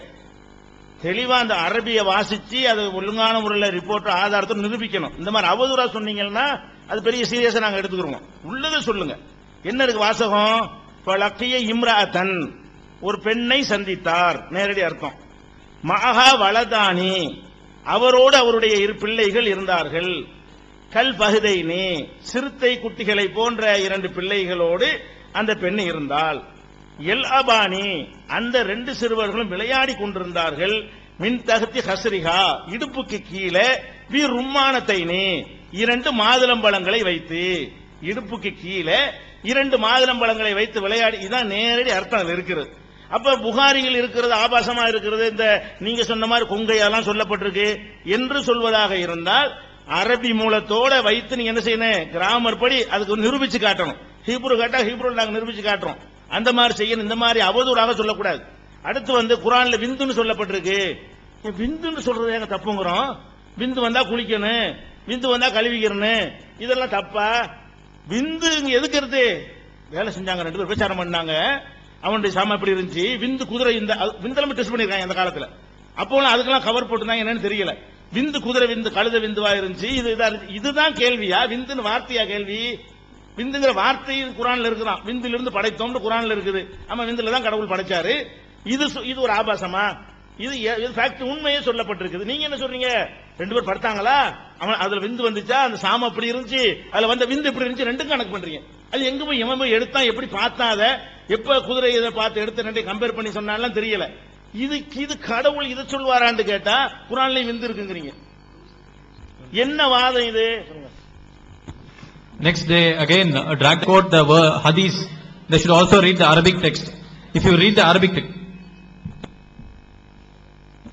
தமிழ்நாடு தௌஹீத் ஜமாஅத்தின் அரும் பணிகள், இஸ்லாம் கூறும் அனைத்து பணிகளையும் குர்ஆன் மற்றும் நபி வழியின் அடிப்படையில் செயல்படுத்தும் முதன்மையான அமைப்பு தமிழ்நாடு தௌஹீத் ஜமாஅத். பிற மத மக்களுக்கு இஸ்லாத்தை எடுத்துரைக்க அழைப்பு பணி, இஸ்லாத்தை ஏற்றுக்கொண்டவர்களுக்காக அனைத்து உதவிகளுடன் முற்றிலும் இலவசமாக ஆண்களுக்கும் பெண்களுக்கும் என தனித்தனி பயிற்சி மையங்கள், முஸ்லிம் சமுதாயத்தில் காணப்படும் பலவித தீமைகள் மற்றும் மூட நம்பிக்கைகளை களைவதற்கு பொதுக்கூட்டங்கள், மாநாடுகள் போன்ற பல்வேறு நிகழ்ச்சிகள், வரதட்சணை ஒழிப்பு பற்றிய விழிப்புணர்வு கூட்டங்கள் மற்றும் வாங்கிய வரதட்சணையை திருப்பிக் கொடுக்கும் நிகழ்ச்சிகள், உயிர்காக்கும் இரத்த தானங்கள், இலவச மருத்துவ முகாம்கள் மற்றும் ஆம்புலன்ஸ் சேவைகள், ஏழை எளிய மாணவ மாணவிகளுக்கு இலவச நோட்டு புத்தகங்கள், இலவச சீருடைகள், நோன்பு பெருநாளை மகிழ்ச்சியுடன் கொண்டாட ஃபித்ரா விநியோகம் மற்றும் ஹஜ் பெருநாளின் போது கூட்டு குர்பானி திட்டம், சுனாமி, தீ விபத்து, சாலை விபத்து, வெள்ளம் போன்ற திடீர் விபத்துகளில் பாதிக்கப்படும் மக்களுக்கு ஓடோடி சென்று உதவுதல், தனியார் தொலைக்காட்சி மூலம் தினந்தோறும் பல்வேறு நிகழ்ச்சிகள், இணையதளம் மூலம் இஸ்லாத்தை அறிந்து கொள்ள www.onlinepj.com, www.tntj.net போன்ற இரு இணையதளங்கள், ஏகத்துவம், தீன்குல பெண்மணி ஆகிய மார்க்க மாத இதழ்கள், முஸ்லிம் சமுதாயத்தை தட்டி எழுப்பும் உணர்வு வார இதழ், தொலைபேசி மற்றும் கடிதங்கள் மூலம் விளக்கம் பெற தனி ஏற்பாடு, குடும்ப பிரச்சனைகளுக்கு தீர்வு காண ஷரியத் தீர்ப்பாயங்கள், இலவச திருமண தகவல் திட்டம், முதியோர் ஆதரவு இல்லம், சிறார்களுக்கான அனாதை இல்லம், சத்தியத்தை நிலைநாட்டிட பல்வேறு விவாதங்கள், அடக்குமுறைக்கு எதிரான போராட்டங்கள், முஸ்லிம் சமுதாய இடஒதுக்கீட்டை பெற்றுத்தந்த உரிமை போராட்டங்கள், வறுமை மற்றும் கடன்களில் சிக்கி தவிக்கும் மக்களை மீட்டெடுக்க ஜகாத் நிதியை திரட்டி உரியவர்களுக்கு உதவுதல், வட்டியில்லா கடனுதவி திட்டங்கள், இது போன்ற இன்னும் ஏராளமான பணிகளை செய்து வரும் தமிழ்நாடு தௌஹீத் ஜமாத் எந்த வெளிநாட்டு அரசிடமிருந்தோ அல்லது எந்த வெளிநாட்டு நிறுவனங்களிடமிருந்தோ உதவிகளை பெறுவதில்லை என்பதை கொள்கையாக கொண்டுள்ளது. எனவே மறுமையில் மகத்தான கூலியை பெற்றுத்தரும் இந்த அரிய பணிக்கு உங்களது ஜகாத் மற்றும் நன்கொடைகளை வாரி வழங்குவீர். உங்களது நன்கொடைகளை டிடியாகவோ செக்காகவோ மணி ஆர்டராகவோ அனுப்பலாம். டிடி அனுப்புபவர்கள் தமிழ்நாடு தௌஹீத் ஜமாத் வங்கி கணக்கு எண் 7882748227 இந்தியன் வங்கி மண்ணடி கிளை என்ற பெயரில் எடுத்து அனுப்ப வேண்டிய முகவரி தமிழ்நாடு தௌஹீத் ஜமாத் மாநில தலைமையகம் 30 அரண்மனைக்காரன் தெரு மண்ணடி சென்னை 1. போன் 044215215226. நம்மளோட உங்களோடு கூட இருப்பதில் மகிழ்ச்சி அடைகிறோம். 2-3 அமர்வுகளுக்கு முன்பாக அருமையான டிஎன்டிஜே நண்பர்கள் ஒரு அருமையான வார்த்தையை பதிவு செய்திருந்தாங்க. வேணா அவங்க ரீவைண்ட் பண்ணி போட்டு பார்க்கட்டும். தோராவிலும் இஞ்சிலும் நபிகள் ஹசரத் முகமது அவர்களை பற்றி குறிப்பிடப்பட்டிருக்கிறது என்று சொல்லி குர்ஆன் சொல்லுகிறது. ஆனால் இன்றைக்கு இருக்கிற பைபிளில் நபிகள் நாயகத்தை பற்றி இல்லை, அதனால் தான் சொல்லுகிறோம் நாங்கள் பைபிள் இறைவேதம் இல்லை என்று அப்படின்னு சொல்லி பதிவு வச்சாங்க. நாங்க நம்புறதில்லை. உண்மையாலுமே பைபிள்ல நபிகள் நாயகத்தை பற்றி இருக்குது அப்படின்னு சொல்லி நாங்க நம்பல. ஆனா இத சொன்ன டிஎன்டிஜே அவர்களுடைய மௌலவி பிஜே அவர்கள் ஒரு புக்கை ரொம்ப நாளைக்கு முன்னாடி எழுதியிருக்காங்க, பைபிளில் நபிகள் நாயகம். இதுதான் டபுள் ஸ்டாண்டர்டுங்கிறதுங்க. இடத்துக்கு தகுந்த மாதிரி நம்ம பேசணும் அப்படிங்கிறது என்னைக்குமே இருக்கக்கூடாது. கொஞ்ச நேரத்துக்கு முன்னாடி என்ன பதிவு பண்ணாங்க, பைபிள்ல நபிகள் நாயகத்தை பத்தி இல்ல, அதனாலதான் நாங்க சொல்றோம் அது இஞ்சிலும் தோறாவும் இல்ல அப்படின்னு சொல்லி. ஆனா சகோதரர் பிஜே அவங்க பல வருஷத்துக்கு முன்னாடி இந்த புக் எழுதியிருக்கிறாங்க, பைபிளில் நபிகள் நாயகம். எப்படி வந்துச்சு? So we are glad that we come to this session of this debate. And then the previous session, actually, our TNTJ team has recorded a statement that the Quran says, actually, it is in the Bible, it is the prophecy about Hazrat Muhammad. And now, what the Torah or the Injil or what the Bible you have, and you don't have those prophecy or those things mentioned about Hazrat Muhammad, and that's why we don't accept it as a God's word. But this is the thing they said earlier. But you see, some days before or some years before, our PJ Star itself has written Prophet Muhammad in the Bible. So this was his book. Now you see the double standard of our PJ Star and his team. இதே நிலையை தான் இவங்க பைபிளுக்கும் குரானுக்கும் double standard இருக்கிறதா நம்ம காலையில இருந்து சொல்லிட்டு வரோம். எந்த ஒரு விஷயத்தை நீங்க எடுத்து வைக்கிறீங்களோ அந்த விஷயத்துல நீங்க சரியா இருக்கணும். இருந்தா நீங்க எடுத்து வச்சா தப்பு கிடையாது. அட்லீஸ்ட் எல்லாம் அதை உயர்த்தி சொல்றதே இல்லாம இருக்கும். இப்ப நம்ம ஒரு ஹதீஸ் எடுத்து வச்சோம், பிஜே சார் அதை அரபில படிச்சு சொல்லுங்க அப்படின்னாரு. ஆனா நம்ம என்ன சொல்றோம், தமிழ்லையும் அந்த ஹதீஸ நம்ம மொழிபெயர்க்கல, இங்கிலீஷ்லயும் நம்ம மொழிபெயர்க்கல. அது ரெண்டுமே அருமையான இஸ்லாமிய நண்பர்கள், இஸ்லாமிய சமுதாயத்தை சேர்ந்தவர்கள் தான் மொழிபெயர்த்திருக்காங்க. ரெண்டுக்குமே வந்து அந்த மீனிங் தான் கொடுத்துருக்காங்க. அதனால வந்து இப்ப அதை நம்ம அரபியில தான் மொழிபெயர்க்கணும்னா அரபியில தான் இது பண்ணணும்னா இப்ப இந்த டிபேட் வந்து தமிழ்ல பேசுவோம், நாங்க சொல்றதுதான் நீங்க வந்து கேட்கணும், நாங்க இங்கிலீஷ்ல வந்து கொஞ்சம் கம்மியா தான் சொல்லுவோம், நீங்க எதை சொல்றீங்களோ அதுக்கு பதில் சொல்லுங்க அப்படின்னு சொல்லி பதிவு வச்சவங்க ஆதாரத்தை கொடுனா தமிழ்ல இருக்கு. அந்த ஹதீஸை நானா இன்டர்பிரேஷன் கொடுக்கல, அவங்கள மாதிரி எண்ணெயை வச்சுக்கோ, கையை நீட்டி இவ்வளவு பெருசா இருந்தா அவ்வளவு பெருசா, இது நான் இன்டர்பிரேஷன் கொடுத்து கிடையாது. என்ன இருக்கோ அதை படிச்சு காமிச்சேன். This has been the double standard of TNTJ that we've been showing from the morning. And what they do, actually, they do this double standard with the Christian Bible and the Quran that you use. And especially when we say about, actually we showed the hadith in the earlier session, so they were asking from some Arabic translation. It is not my interpretation. Whatever in Tamil, that I didn't do that. Whatever in English, that I didn't do that. So all the English-speaking scholar of Islamic scholar translated either into English or into Tamil. So this is that double standard that the group is having. காலையில இருந்து நம்ம பல questions வச்சு நாங்க கேள்விகளுக்கு பதில் சொல்லதில்ல, நாங்க கேள்வி கேட்கத்தான் வந்தோம் அப்படின்னாங்க. இது வந்து டிபேட் இருந்து ஒன்லி கேள்வி கேட்கறதுக்கு வந்து நாங்க பதில் சொல்றதுக்கு வந்தோன்ற அர்த்தம் கிடையாது. என்ன கேள்வி வைக்கிறாங்களோ அதுக்கு பதில் சொல்லணும், திரும்ப கேள்வி வச்சா அதுக்கு நம்ம பதில் சொல்லுவோம். அதுதான் வந்து டிபேட். விவாதங்கிறது அதுதான். நீங்க எல்லாம் கேள்வி கேளுங்க, நாங்க வந்து பதில் சொல்றோம். இது என்ன விவாதம்? இது கேள்வி பதில் செக்ஷனா முடிஞ்சு போயிடும். அதனால கேள்வி கேட்கறதுக்காக ஒரு விவாதம் தேவை கிடையாது. Since this morning they've been saying that we are here only to ask you questions. We are here not to answer you. And what is that debate? It's not a question answer session, so you keep on asking question and we'll be giving answer. So it's a debate. So when there's a question raised, you have to answer. And when you ask a counter question, we will be giving answer. That is called debate. காலையில நம்ம என்ன சொல்றோம், உங்ககிட்ட இல்லாததை நீங்க சொன்னீங்கன்னா okay. இப்ப நம்ம என்ன காலையில எடுத்து வச்சோம், ஒரு ஆபாசமான விஷயங்களை சொன்னாங்க. நான் என்ன சொல்றேன், நீங்க ஒரு சேத்துக்குள்ள உட்கார்ந்துகிட்டு ரோட்ல போற ஒருத்தனை வந்து நீங்க அழுக்கா இருக்கா நம்ம சொல்ல முடியாது. முதல்ல வந்து நம்ம கிட்ட அந்த விஷயம் இருக்கா இல்லையான்ற நம்ம முதல்ல செக் பண்ணணும். இப்ப நான் வந்து இன்னொரு ஹதீஸ் உங்களுக்கு கொடுக்குறேன். சஹீஹ் புகாரில 6933 ஒரு ஹதீஸ் இருக்குங்க.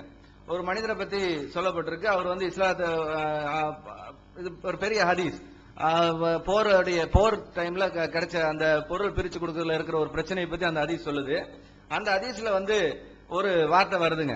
அதாவது அந்த என்ன வருதுன்னா, இஸ்லாம்ல வந்து ஒரு சிலர் வந்து வருவாங்க, அவங்க வந்து சீக்கிரம் இதை விட்டு வெளியே போயிருவாங்க அப்படின்னு சொல்லிட்டு அதுக்கப்புறமா அந்த ஹதீஸ் வந்து இப்படி வருது. ஏன்னா நான் ஹதீஸை மட்டும் படிக்கிறேங்க, ஏன்னா நான் இன்டர்பிரேஷன் கொடுக்க விரும்பல. இந்த மாதிரி டாபிக் நம்ம எடுத்து பேசணுங்கிறது நமக்கு ஆசை கிடையாது. ஏன்னா இது அருமையான டிஎன்டிஜி நண்பர்கள் எடுத்து வைக்கிறதுனால நம்ம அதுக்கு ஆன்சர் கொடுக்க வேண்டியதா இருக்கு. இல்லாட்டி அவங்களுடைய ஸ்டாண்ட் வந்து டபுளா இருக்குங்கிறத காமிக்கிறதா நம்ம இந்த மாதிரி வார்த்தைகள் எடுத்து வைக்கிறோம்.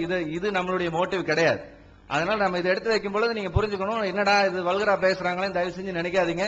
இது ஹதீஸ்ல என்ன இருக்கோ அதை நம்ம படிக்கிறோம். நம்ம அதுக்கு செகண்ட் இன்டர்பிரேஷன் நம்ம கொடுக்கணும்னு விரும்புறது இல்ல. என்ன இருக்கு பாருங்க, அதிலும் எதுவும் காணப்படாது, அம்பானது சாணத்தையும் ரத்தத்தையும் அவை தன் மீது படாதவாறு முந்திக் கொண்டிருக்கும். அவைகளின் அடையாளம் ஒரு கருப்பு நிற மனிதராவார். அவரின் 2 கைகளில் அல்லது 2 மார்புகளில் ஒன்று பெண்ணின் கொங்கை போன்று அல்லது துடிக்கும் இறைச்சி போன்று அப்படின்னு சொல்லி ஒரு வார்த்தை வருதுங்க.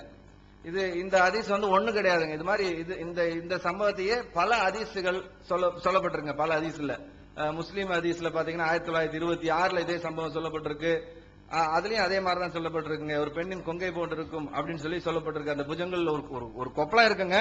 அது என்ன எப்படி சொல்லப்பட்டிருக்குன்னா, ஒரு பெண்ணின் கொங்கை போல இருக்கும். நம்ம ஏதோ மாதுளம்பழம்னு சொல்லிட்டோமாமா, அது வந்து மறைவாதான் இருக்காமா, அது உண்மை இல்லையாமா அப்படின்னு சொன்னாங்க. பட் இந்த ஹதீஸ் டைரக்டாவே சொல்லுது, நம்ம எதுவும் மறைச்சு சொல்லல. நீங்க எதைய வந்து காலையில இருந்து வந்து பைபிள்ல இருக்குன்னு சொல்லிட்டு இருக்கீங்களோ அதே இது ஹசரத் முகமது அவர்கள் சொன்னதாவே இந்த ஹதீஸ்கள்ல ரெஜிஸ்டர் பண்ணப்பட்டிருக்கு. அது எதை பத்தி, ஒரு மனிதர் வருவார், கருப்பெண்ணத்தை சேர்ந்த ஒரு மனிதர் வருவார்னு சொல்லி அவருடைய கரத்துல இருக்கிற ஒரு கொப்பளம் எப்படி இருக்குன்னு சொல்லி சொல்லப்பட்டிருக்கு. அப்ப இது ஏன் நீங்க வந்து டபுள் ஸ்டாண்டர்டா பாக்குறீங்க? முதல்ல வந்து உங்களுடைய ஸ்டாண்ட வந்து கிளியர் பண்ணுங்க. பைபிள் வந்து தெளிவா நமக்கு சொல்லுது, நீங்க எந்த இதுல படிச்சீங்கனாலும் எந்த இடத்துலயும் வந்து அந்த தவறுகளை செய்யறதுக்கு தூண்டுற காரியங்கள் இல்ல. நீங்க சொன்னீங்க பெருசா படத்தை போட்டுட்டு கடைசியில ஒரு சீன் வந்து நீங்க இதை செய்யாதீர்கள் அப்படின்னு சொன்னா அது வந்து தப்பு இல்லையா அப்படின்னு கேட்டீங்க. இன்னொன்னு, அதே நேரத்தில் நீங்க செய்யுங்கன்னு சொன்னா எப்படி இருக்கும்? அதான் இன்னொரு ஹதீஸ்ல நான் காமிச்சேன். நீ முத்தமிட்டு இருக்கலாம், நீ கட்டி பிடித்திருக்கலாம், நீ ஏதாவது செஞ்சிருக்கலாம், ஆனா நீ உடலுறவு கொண்டாயா அப்படின்னு சொல்லி ஹஜ்ரத் முகமது அவர்கள் கேட்டாங்களே. அப்படி இருக்கும் பொழுது அந்த கொஸ்டின் நீங்க பதில் சொல்லலாம். ஏன்னா அதெல்லாம் செஞ்சா நீ போயிட்டு வா, அதெல்லாம் செஞ்சுட்டு போ அப்படின்னா அதெல்லாம் செய்யலான்னு அர்த்தமா? அப்ப இது தூண்டுற மாதிரி இல்லையா? முத்தம் கொடுக்கறது அனுமதி, நீ போய் முத்தம் கொடுன்னு சொல்ற மாதிரி இல்லையா? நீ கட்டிப்பிடின்னு சொல்ற மாதிரி இல்லையா? மற்றதெல்லாம் செய்ய, உடலுறவு மட்டும் கொள்ளாது அப்படின்னு சொல்ற மாதிரி இல்லையா? அப்படிங்கறத நாங்க கேட்டோம். இது பைபிள்ல இருந்த விஷயங்கள்லாம் செய்தியா இருக்குது, இல்ல ஒரு திட்ட மாதிரி இருக்கு, இதெல்லாம் உண்மை. ஆனா எதுவுமே நீ இதை செய்யன்னு சொன்ன மாதிரி இல்ல. ஆனா இந்த பர்டிகுலர் ஹதீஸ் நீ செய்யறதுக்கு அனுமதிங்கிற மாதிரி இருக்கு இல்லையா, அதுக்கு நீங்க பதில் சொல்லுங்க. So this is what actually we've been seeing from the morning, and to show the double standard. And whatever we say, then you're in a miracle, and then you're saying somebody is out, that you also have some spoil on you, and you also have dirt on you. See, this hadith says there was a black man, he's having some boil on his hand, and it says that the boil actually described as like a nipple of a breast of a woman. So in that of it has been described. So when it comes to Bible, and you say you make all those things at the end, you simply say we don't tell you to do, or we are just commanding not to do all these things. So what does it mean? In the same thing we are asking, Bible is not encouraging, or Bible is not telling you to do that. But how does it this two or the more hadiths show?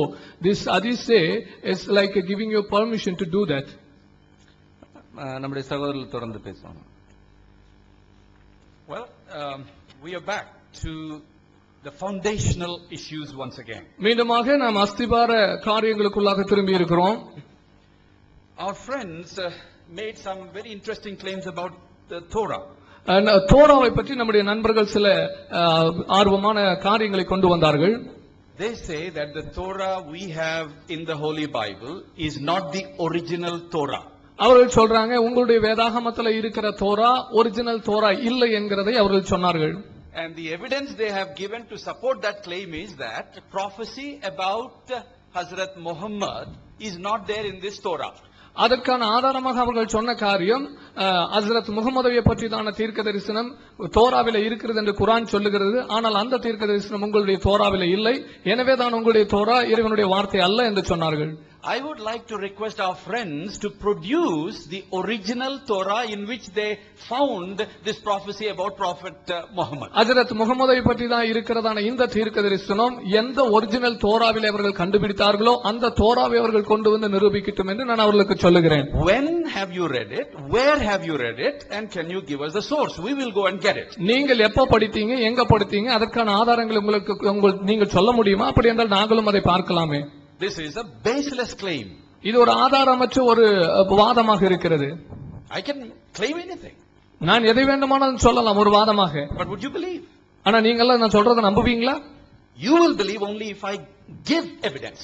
நான் சரியான ஆதாரத்தை கொடுத்தால் மாத்திரம்தான் நீங்கள் அதை நம்புவீர்கள். We are willing to give you proof that the Torah which existed during the time of Prophet Muhammad is the same as the one we have now. ஹஜ்ரத் முகமதுடைய காலத்தில் இருந்ததான Torah தான் இப்பொழுதும் இருக்கிறது என்பதை நாங்கள் உங்களுக்கு சொல்லுவதற்கு எங்களிடத்தில் ஆதாரம் உண்டு. We have many manuscripts from before Christ. இயேசு கிறிஸ்துவுக்கு முன்பதாக இருந்தே ஏராளமான எழுத்து பிரதிகள் எங்களிடத்தில் இருக்கிறது. Of the Torah. தோராவை பற்றியதான எழுத்து பிரதிகள். And then we have the Greek translation of the entire Old Testament called Septuagint. செப்டுவாஜின்ட் அழைக்கப்படுகிற பழைய ஏற்பாட்டின் முழுமையான பழைய ஏற்பாட்டின் மொழியாக்கமான செப்டுவாஜின்ட் எங்களிடத்தில் இருக்கிறது. அதுக்கான பிரதிகள் இருக்கிறது. And even the most liberal scholars are saying it was done 2 centuries before Christ.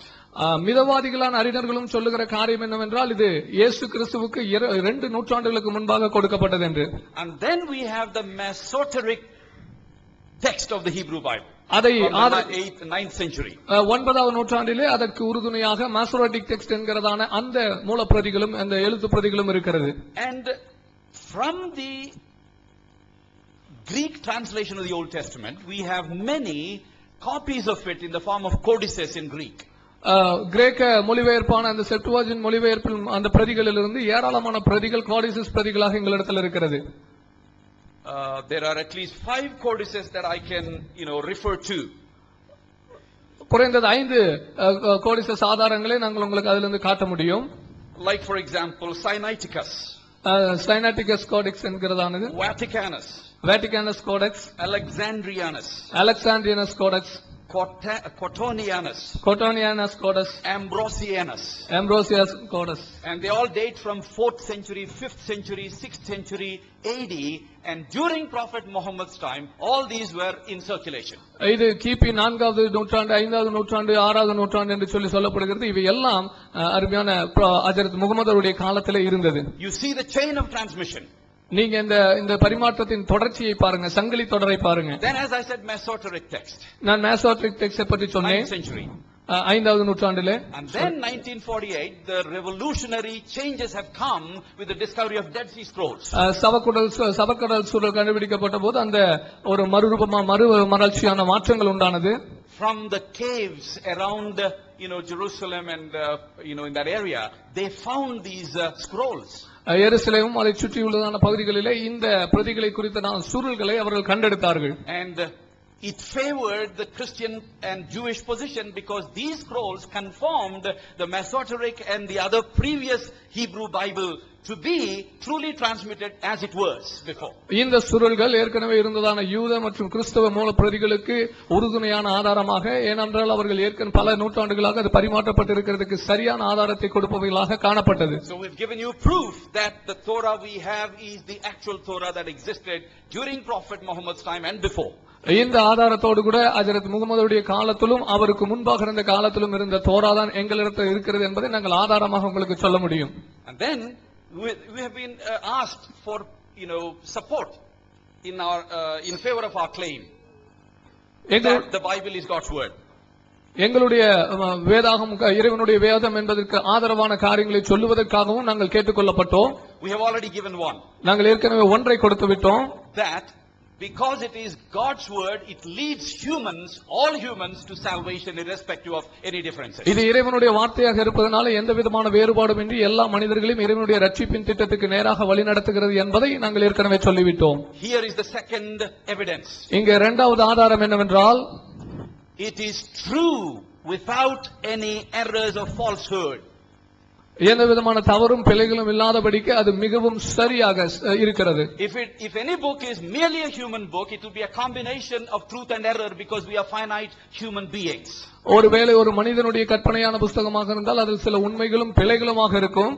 But the Bible is not just merely a human book, but it is divine book given to us through humans, and therefore it has to be true and true alone.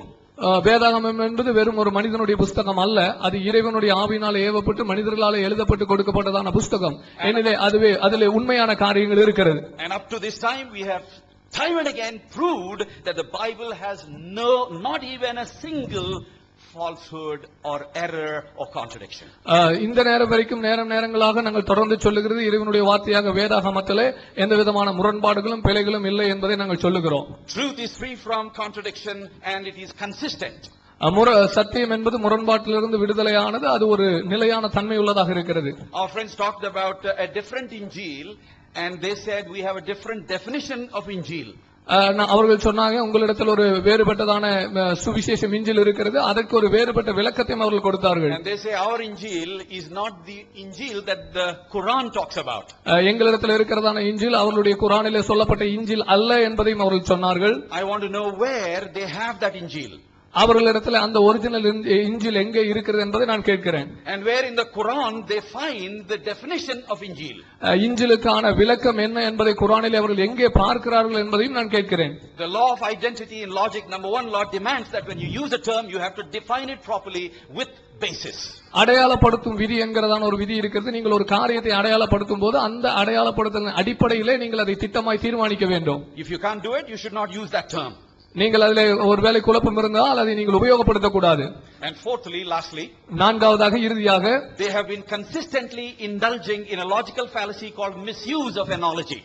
தர்க்க ரீதியான வாதத்திலே, தவறான தர்க்க ரீதியான வாதத்திலே தவறான பகுப்பாய்வை அவர்கள் குழப்பிக் கொண்டிருக்கிறார்கள். In logic, analogies don't prove anything but only clarify.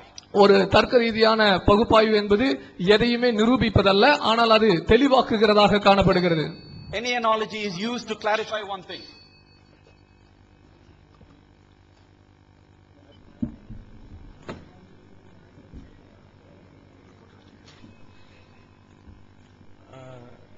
இப்போதான் அவங்க தலைப்புக்குள்ளே வந்திருக்கிறாங்க. ரொம்ப சந்தோஷமா இருக்குது. அவங்க நிறைய கேள்விகள் கேட்டிருக்கிறாங்க.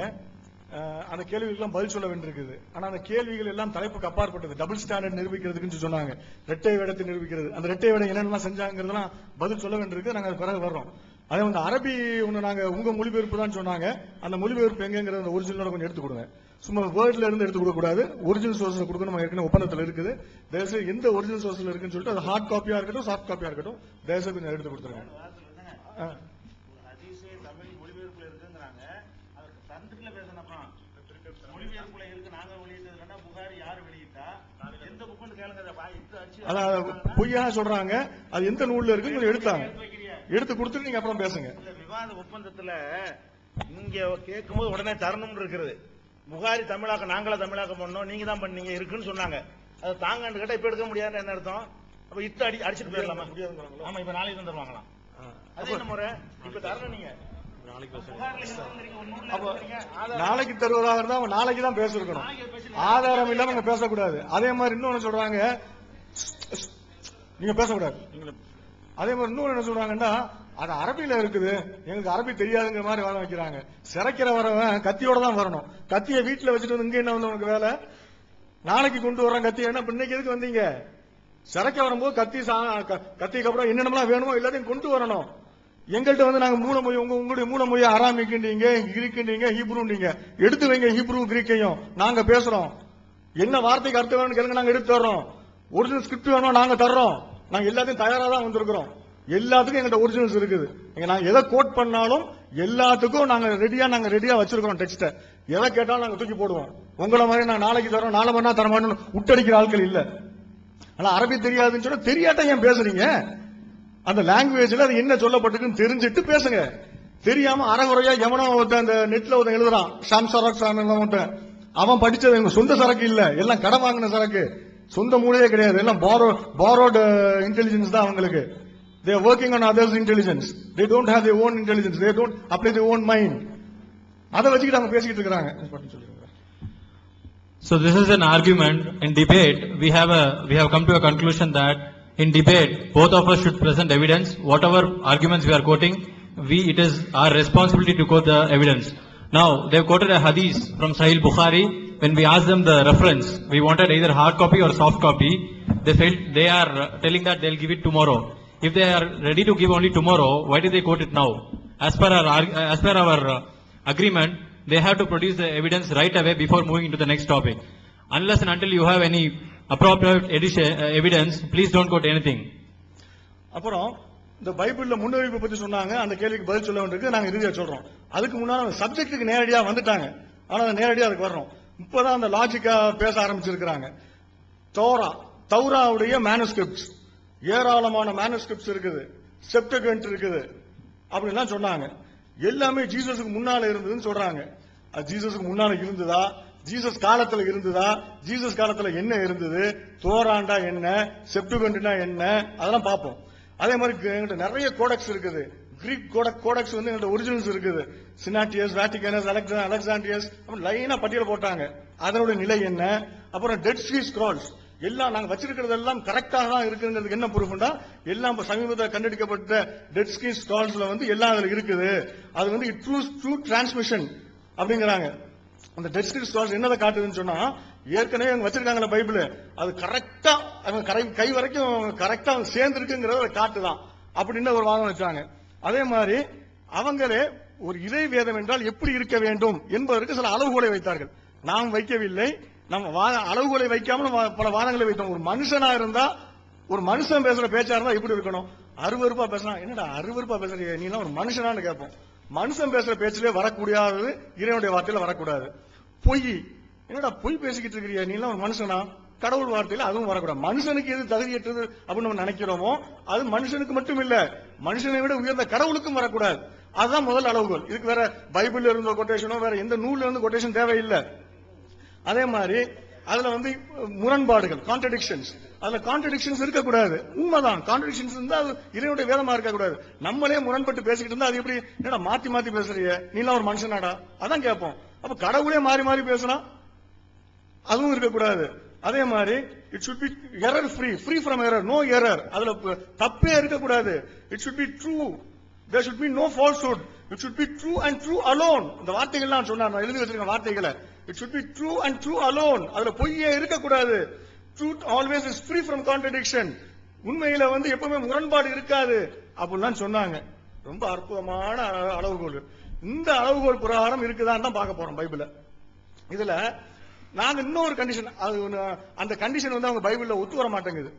அதனால அந்த வார்த்தையை விட்டுட்டாங்க. நான் இன்னொரு கண்டிஷன் எக்ஸ்ட்ரா சேர்க்கிறேன், ஆபாசம். அது ஆபாசத்தை அள்ளி போட்ட உடனே அந்த அளவுகோலை மட்டும் விட்டுட்டு மத்த அளவுகோல்லாம் சொன்னாங்க. மனுஷன் பேசுறதுலயே அசிங்கம் இருக்க கூடாது, கடவுள் பேசுறதுல அசிங்கம் இருக்கலாமா நாங்க இதெல்லாம் கேட்டுக்கிட்டு இருந்தோம். சார் இப்ப ஒண்ணுன்னா எடுப்போம். பைபிள்ல அவங்க என்னமோ ஒழுங்கா டிரான்ஸ்மிட் பண்ணப்பட்டிருக்குது, கரப்ஷன் இல்ல, அந்த நீங்க வச்சிருக்க தோரா வேற நாங்க வச்சிருக்க தோரா வேற அப்படி நீங்க சொல்றீங்களே, அதுக்கெல்லாம் எங்க ப்ரூஃப், அது எங்க ஆதாரம்? நீங்க சொல்றீங்களா ஒரிஜினல் தோரா, நீங்க வச்சிருக்கிறது ஒரிஜினல் தோரா இல்லங்கிறீங்களே. நம்ம பார்த்து கேட்கறாங்க, நாங்க வைத்திருக்கிறது ஒரிஜினல் தோரா இல்லை என்றால் அந்த ஒரிஜினல் தோரா எங்கே சொல்லுங்கள் பார்ப்போம்ங்கறாங்க. எங்கே போச்சு, எப்படி போச்சு அப்படிலாம் கேட்கறாங்க. So we have the responsibility to answer them. முஸ்லிம்கள் மீது ஒரு கடமை. என்ன கடமை? இந்த கேள்விகளுக்கெல்லாம் பதில் சொல்லியாக வேண்டும். என்ன கேள்வி? இந்த பைபிளை யார் திருத்தியது? கான்ட்ரடிக்ஷன்ஸ், நிறைய முரண்பாடுகள்லாம் இருக்குது.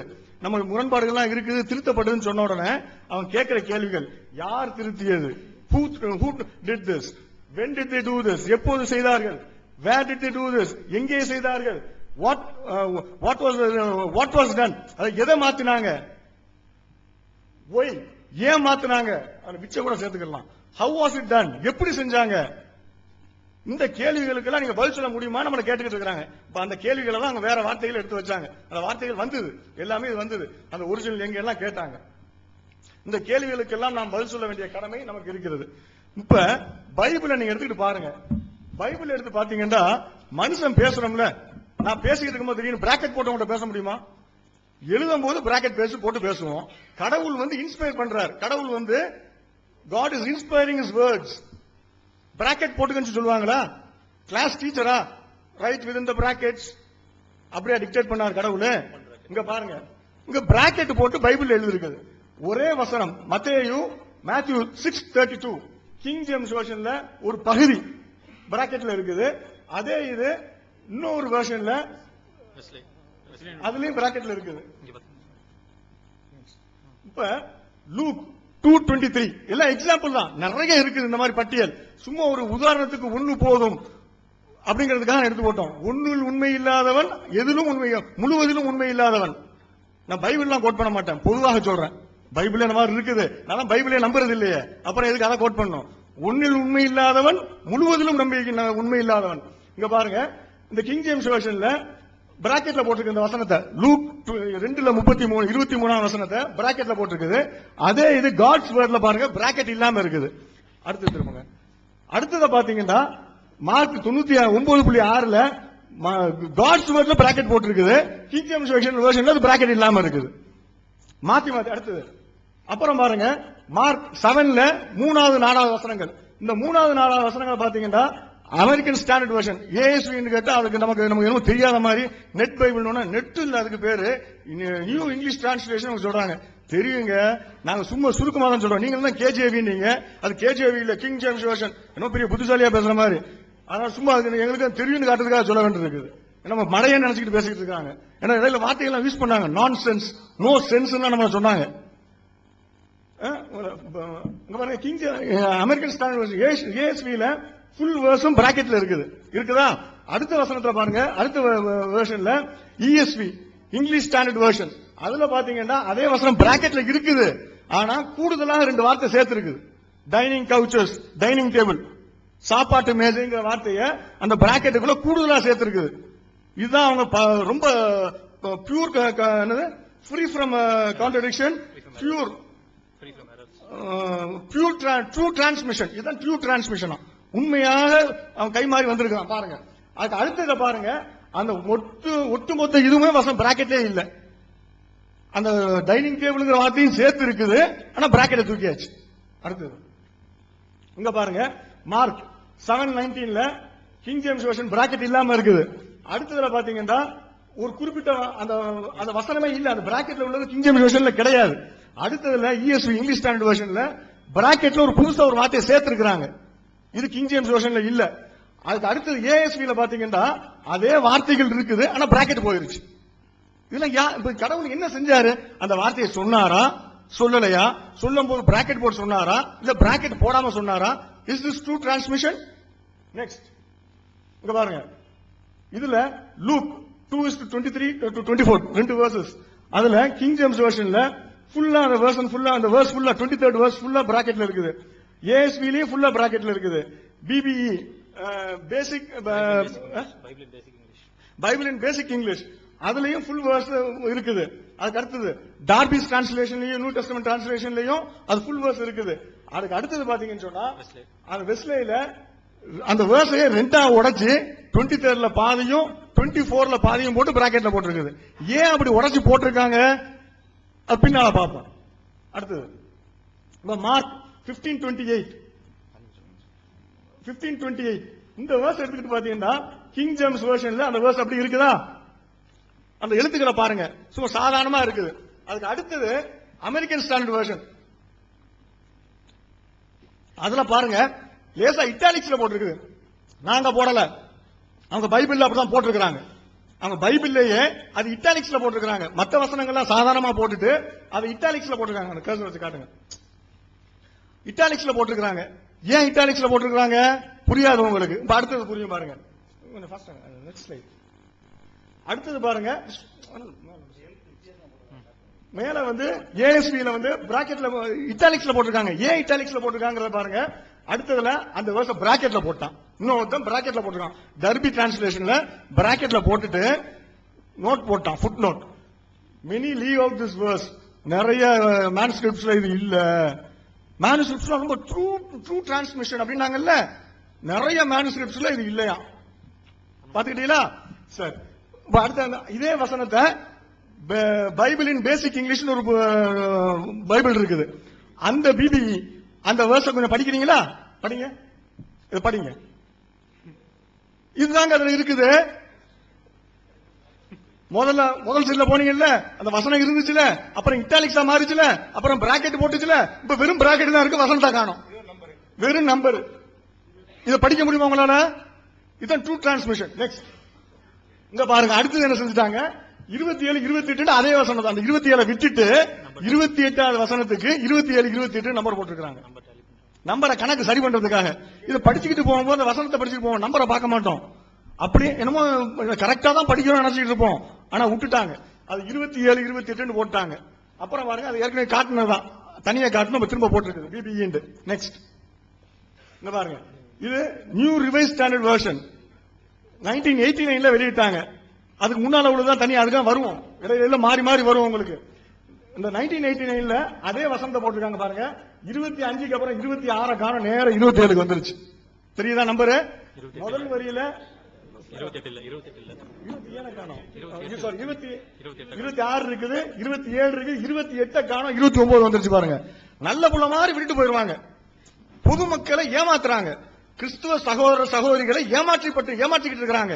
சில பாதிரியார்களும் சில கிறிஸ்துவ அறிஞர்களும் என்று சிலர் உட்கார்ந்துகிட்டு அதை பொதுமக்களை எல்லாம் ஏமாத்திக்கிட்டு இருக்கிறாங்க. அப்பாவி மக்கள் எல்லாம் ஏமாந்துகிட்டு இருக்கிறாங்க. ஏமாத்திக்கிட்டு என்ன காரணம் சொல்ல முடியாது, அவங்களுக்கு அந்த காரணங்கள் தெரியும். அந்த காரணங்கள் நமக்கு சொல்ல முடியாது, அவங்க நோக்கங்கள் நம்ம சொல்ல முடியாது. இதுக்கு வக்காலத்து வாங்கிட்டு சிலர் வந்து உட்கார்ந்துகிட்டு இருக்கிறாங்க. இதுக்கு கூட்டம் போட்டு பேசிக்கிட்டு இருக்காங்க, எங்க பைபிள் பரிசுத்தமானது. என்ன பரிசுத்தம் தெரிஞ்சுக்கிட்டீங்கல்ல, வாங்க. அந்த வார்த்தையை விட்டுட்டு போயிட்டாங்க. நெக்ஸ்ட் இப்ப இந்த வசனத்தை எடுத்துக்கிறோம். 2ஆம் குரானிக்கல்ஸ் 36வது சாப்டர் 9வது வசனம், தமிழ்ல 2ஆம் நாளாகமம். அதுல யோயாக்கீம் ராஜாவுக்கு 8 வயதா இருந்தது அப்படின்னு இருக்குது. தமிழ்ல இருக்குதா? அதே இது இங்கிலீஷ்ல இருக்கு பாருங்க, 18 இயர்ஸ் இருக்குது. தமிழ் மக்களுக்கு ஒரு பைபிள், இங்கிலீஷ் ஒரு மக்களுக்கு ஒரு பைபிள். அது கேட்டா தமிழ்ல தப்பு செஞ்சிருப்பாங்க, தமிழ்ல தப்பு செய்யலங்க, வேணும்னு செஞ்சிருக்கிறாங்க. காட்டட்டுமா? 8:18 இருக்குதா? அடுத்தது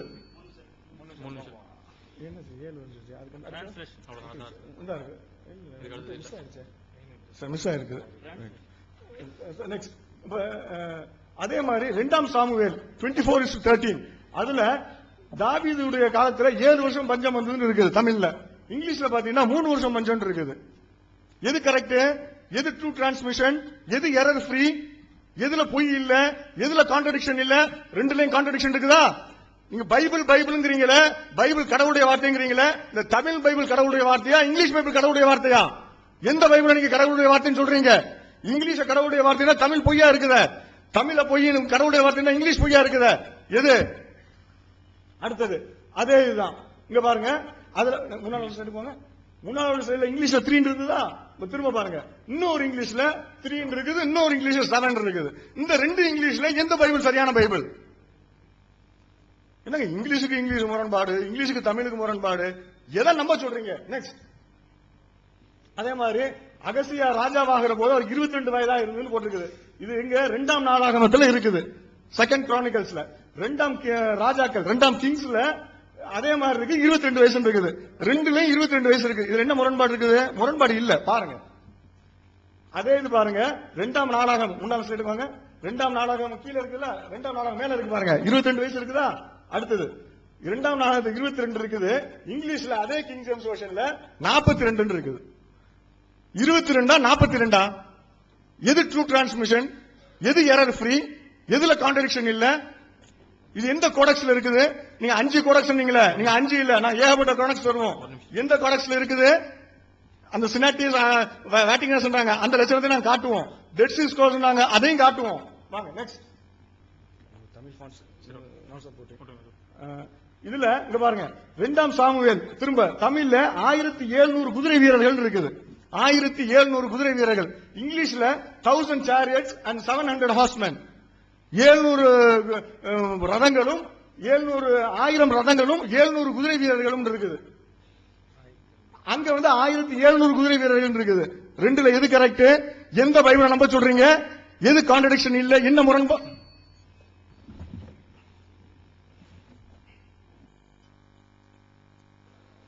Yes, friends.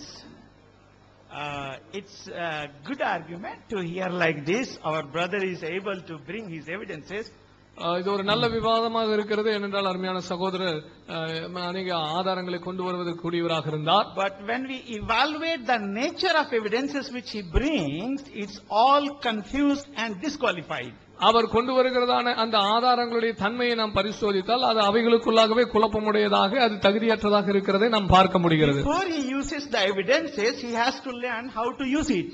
ஒரு ஆதாரத்தை அவர் கொண்டு வருவதற்கு முன்பதாக அந்த ஆதாரத்தை எப்படி உபயோகப்படுத்துவது என்பதை அவர் கற்றிருக்க வேண்டும். If anyone wanted to criticize on the manuscript basis, on the bracket basis, what is in original or not, then there is some qualification. ஒரு எழுத்து பிரதிகளை பற்றி யாராவது குற்றம் சொல்ல வேண்டும் என்றால் அது ஒரு உண்மையாக இருந்ததா அல்லது பிராக்கெட்ல இருக்கிறது, அப்படிப்பட்டதான காரியங்களை அவர்கள் குற்றம் சுமத்த வேண்டும் என்று சொன்னால் முதலாவது அவர்கள் அதிலே கற்றிருந்தவர்களாக இருக்க வேண்டும். For example, if I have a pain, I can say in medical shop, please give me a Brufen. இப்ப எனக்கு ஒரு வலி இருக்கிறது என்று சொன்னால் நான் ஒரு மெடிக்கல் ஷாப்ல எனக்கு ஒரு ப்ரூஃபன் கொடுங்க, வலி மாத்திரை கொடுங்க என்று கேட்பேன். But if I wanted to criticize the quality and formula of Brufen, then the medical department will say, please have basic knowledge of the medical department. ஒருவேளை அந்த வலி நிவாரணியான ப்ரூஃபனை குறித்து நான் குற்றம் சாட்ட வேண்டும் என்றால், அந்த ப்ரூஃபனுடைய தன்மைகளை குறித்து நான் குறை சொல்ல வேண்டும் என்றால் அந்த மெடிக்கல் டிபார்ட்மெண்ட் சொல்லுவாங்க, உனக்கு இதை பற்றிய அடிப்படை மருத்துவ அறிவியல் உனக்கு கொஞ்சமாவது தேவை என்று சொல்லுவார்கள். So he wanted to criticize on the basis of bracket. அவர் எனவே அடைப்புக்குறியிலே அல்லது பிராக்கெட்ல இருக்கப்பட்டதான் அந்த காரியத்தை குறித்து அவர் குற்றம் சாட்டி கொண்டிருக்கிறார். What is in original and what is not, what is added. அவர் சொல்ல இது ஒரிஜினல் இல்லாத இப்பொழுது சேர்க்கப்பட்டிருக்கிறது என்று சொல்லிக் கொண்டிருக்கிறார். For this, இதற்காக he needs 10 qualification. 10 தகுதி நிலைகள். First, he should know biblical language, Hebrew, Aramaic and Greek. அவருக்கு வேதாகம மொழிகளான எபிரேயம், அரமியம், கிரேக் என்கிறதான மொழிகளை பற்றிதான புலமை இருக்க வேண்டும்.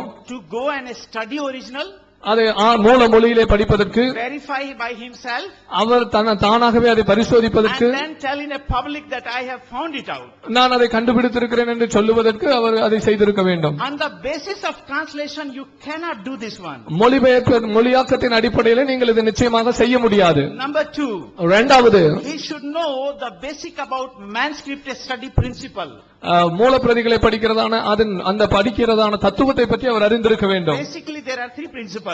அந்த மூலப்பிரதிகளை படிப்பதற்கான 3 அடிப்படை தத்துவங்கள் இருக்கிறது. Manuscript criticism, மூலப்பிரதிகளை படித்ததான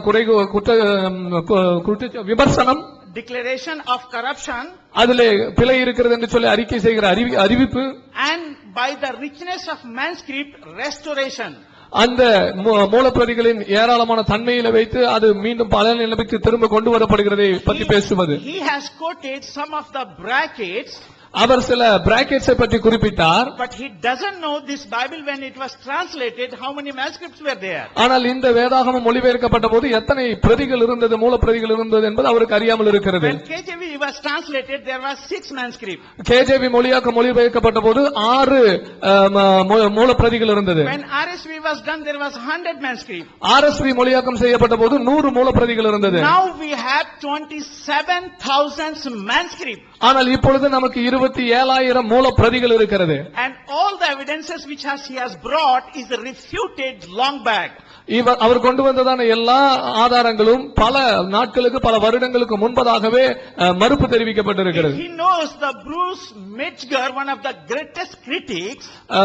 மிகச் சிறந்த விமர்சகரான ப்ரூஸ் என்பவரை அறிந்திருந்தால், he says that today when we study this all the manuscript, 98% all the brackets can be removed and can restore to original condition.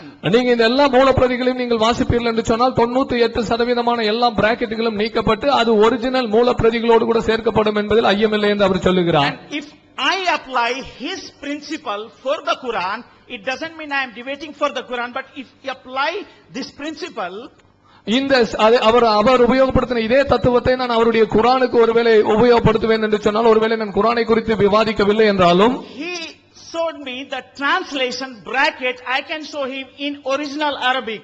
அவர் நமக்கு இந்த அடைப்புக்குறிகளை குறித்து மொழியாக்கத்தில் இருக்கிற அடைப்புக்குறிகளை அவர் காண்பித்தார். ஆனால் அவருடைய மூல அரபியிலே இருக்கிறதான காரியங்களை நான் காண்பிக்க முடியும். Promise tenfold more than what he has seen right now. இப்போ அவர் என்னத்தை காமிச்சாரோ அதை காட்டிலும் 10 மடங்கு அதிகத்தை நான் அவருக்கு காட்டக்கூடியவனாக இருக்கிறேன். Please show me the number. How many he showed it now?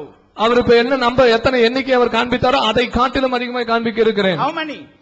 எத்தனை நம்பர் அவர் ஒருவேளை காண்பித்தார் இப்பொழுது? Let me go tenfold more than that. ஆனால் அதை காட்டிலும் 10 மடங்கு அதிகமாக நாம் காமிக்கக்கூடியவர்களா இருக்கிறோம். I have here 2 Quranic manuscript studies. இந்த இடத்துல குர்ஆனுடைய மூலப்பிரதிகளை பற்றி தான் ஆய்வை பற்றி 2 மூலப்பிரதி ஆய்வு என்னிடத்தில் இருக்கிறது. Based on the Tashkent and Samarkand codex.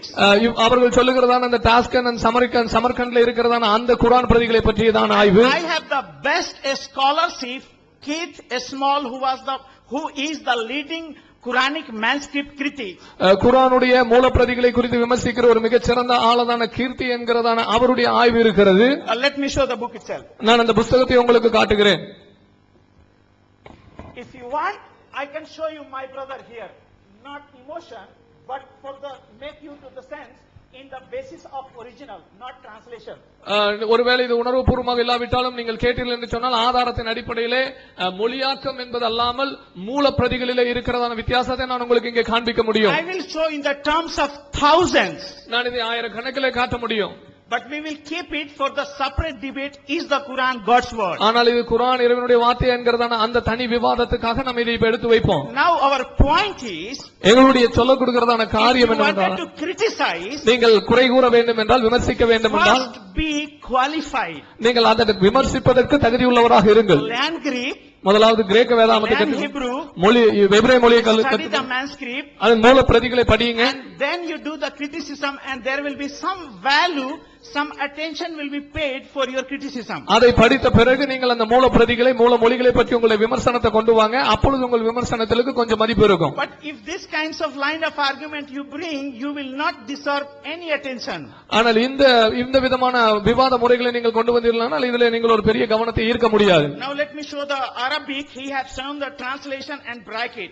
அவர் ஒருவேளை மொழியாக்கத்தில் இருக்கிறதான பிராக்கெட்டையும் மற்ற காரியங்களையும் காண்பித்தார். நான் உங்களுக்கு அரபியை காண்பிக்கிறேன். I have here thousands. நான் இந்த இடத்துல ஆயிரக்கணக்கான காரியங்களை காட்ட முடியும். And we all will keep it for the Quran. Is the Quran corrupted or not corrupted God's word? இதை நம்ம அடுத்த விவாதமான குர்ஆன் இறைவனுடைய வேதமா என்பதிலே நாம் இதை காட்டுவோம். With the best scholarship, not what I think, but what the scholars think about it. நான் இதை பற்றி என்ன நினைக்கிறேன் என்பது அல்ல, ஆனால் மூல பிரதிகளை பற்றி தான் மிகச் சிறந்த அறிஞர்கள் என்ன நினைத்தார்கள், என்ன சொல்லுகிறார்கள் என்பதின் அடிப்படையில். For the biblical corruption, வேதாகமத்திலே கரைப்படுத்தப்பட்டிருக்கிற காரியத்தை he has not brought even one scholar of his own community. ஆனால் அவருடைய சொந்த மார்க்கத்திலிருந்து அல்லது அவருடைய சொந்த சமுதாயத்திலிருந்து ஒரு அறிஞரை அவர் குறிப்பிடவில்லை. But let me bring 6 at least. ஆனால் நான் அதற்கு எதிராக 6 காரியங்களை குறிப்பிடட்டும். Tabari, after studying, he says Bible is not corrupted. அல் தபாரி சொல்லுகிறார் வேதாகமம் கரைப்படுத்தப்படவில்லை என்று. Al-Ghazali says it is not corrupted. அல் கசாலி சொல்லுகிறார் வேதாகமம் கரைப்படுத்தப்படவில்லை. Bukhari says it is not corrupted. Bukhari சொல்லுகிறார் வேதாகமம் கரைப்படுத்தப்படவில்லை. Al-Masudi says it is not corrupted. அல் மசூதி சொல்லுகிறார் வேதாகமம் கரைப்படுத்தப்படவில்லை. Al-Hussein says it is not corrupted. அலி ஹுசைன் அவர் சொல்லுகிறார் இது கரைப்படுத்தப்படவில்லை. Al-Ghazali says it is not corrupted. அல் கசாலி மீண்டும் சொல்லுகிறார் இது வேதாகமம் கரைப்படுத்தப்படவில்லை. Ibn Khaldun says it is not corrupted. Ibn Khaldun சொல்லுகிறார் வேதாகமம் கரைப்படுத்தப்படவில்லை. Sayyid of India, the founder of Aligarh University, he says when you study thoroughly on this subject, you will have only one conclusion: it is not corrupted. Aligarh யூனிவர்சிட்டியின் ஸ்தாபகரான Sir Syed Ahmad Khan என்பவருடைய காரியத்திலே இந்த தலைப்பை பற்றி நீங்கள் படிப்பீர்களான அவரும் சொல்லுகிறார் வேதாகமம் எந்த விதத்திலும் கரைப்படுத்தப்படவில்லை. I have here a book. இந்த இடத்துல என்னிடத்தில் ஒரு புத்தகம் இருக்கிறது. Tampering narratives, the second book of that line. Tampering narratives. Not that one. It's down actually. It's just down right there.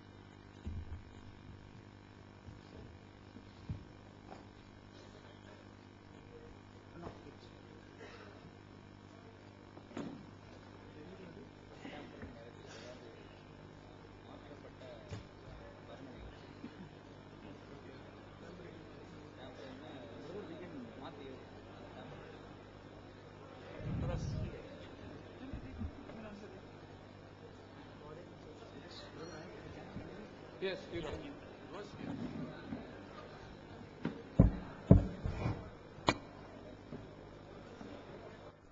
I'll continue in between.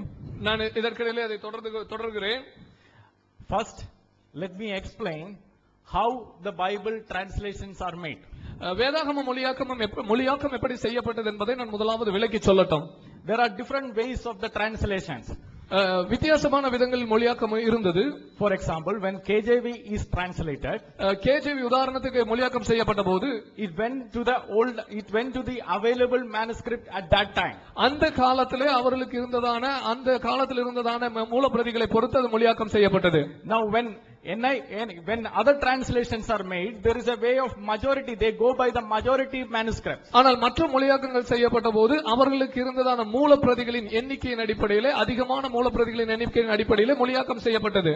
And when there are other methods, that is a critical method of that document transmission. அந்த ஆதாரங்கள் பரிமாற்றத்தின் அடிப்படையிலே ஒரு விமர்சனத்தின் அடிப்படையிலான அந்த மொழியாக்கம் நடந்தபோது, now what do I mean by this? அப்படி என்று சொன்னால் அதன் அர்த்தம் என்னவென்றால், when the scribes are transmitting one document to the other, ஒரு ஆதாரத்திலிருந்து இன்னொரு ஆதாரத்துக்கு அந்த எழுத்தர்கள் தங்களுடைய காரியங்களை பரிமாற்றும் போது, if the Christians find that verse is not missed by a scribe in one of the manuscript, if the Christians find that the verse is missed in one of the manuscripts, அப்படியாக மொழியாக்கப்பட்ட மூலப்பிரதிகளிலே அது தவறப்பட்டிருக்கிறது என்று சொல்வதை கிறிஸ்தவர்கள் கண்டுபிடித்தார்களானால், they put it in brackets. அவர்கள் அதை அடைப்புக்குள்ளாக போட்டார்கள். That shows our honesty. அது நம்முடைய நேர்மையை காட்டுகிறது. For example, let us take the example of Mark. உதாரணத்துக்கு மார்க் சுவிசேஷத்தின் உதாரணத்தை நாம் எடுத்துக்கொள்வோம். The last portion of the Mark is kept in brackets. Mark சுவிசேஷத்தின் இறுதி பகுதி அடைப்புக்குள்ளாக இடப்பட்டிருக்கிறது. Why is it so? ஏன் அப்படி இருக்கிறது? Because in two of the manuscripts, out of the thousands of manuscripts, in two of the manuscripts, those portions are missing. ஆயிரக்கணக்கான மூலப்பிரதிகளுக்கு மத்தியிலே 2 மூலப்பிரதிகளிலே அந்த mark சுவிசேஷத்தின் கடைசி பகுதி இல்லாமல் இருக்கிறது. Just because it is missing in two of the manuscripts, we put it in brackets. வெறும் 2 மூலப்பிரதிகளிலே அந்த பகுதி இல்லாமல் இருக்கிற காரணத்தினாலே அதை நாம் அடைப்புக்குள்ளாக போட்டிருக்கிறோம். Now that doesn't mean that the verse was never there. அப்படி என்று சொன்னால் அந்த வசனங்கள் ஏற்கனவே இல்லை என்பது அதன் அர்த்தமாகாது.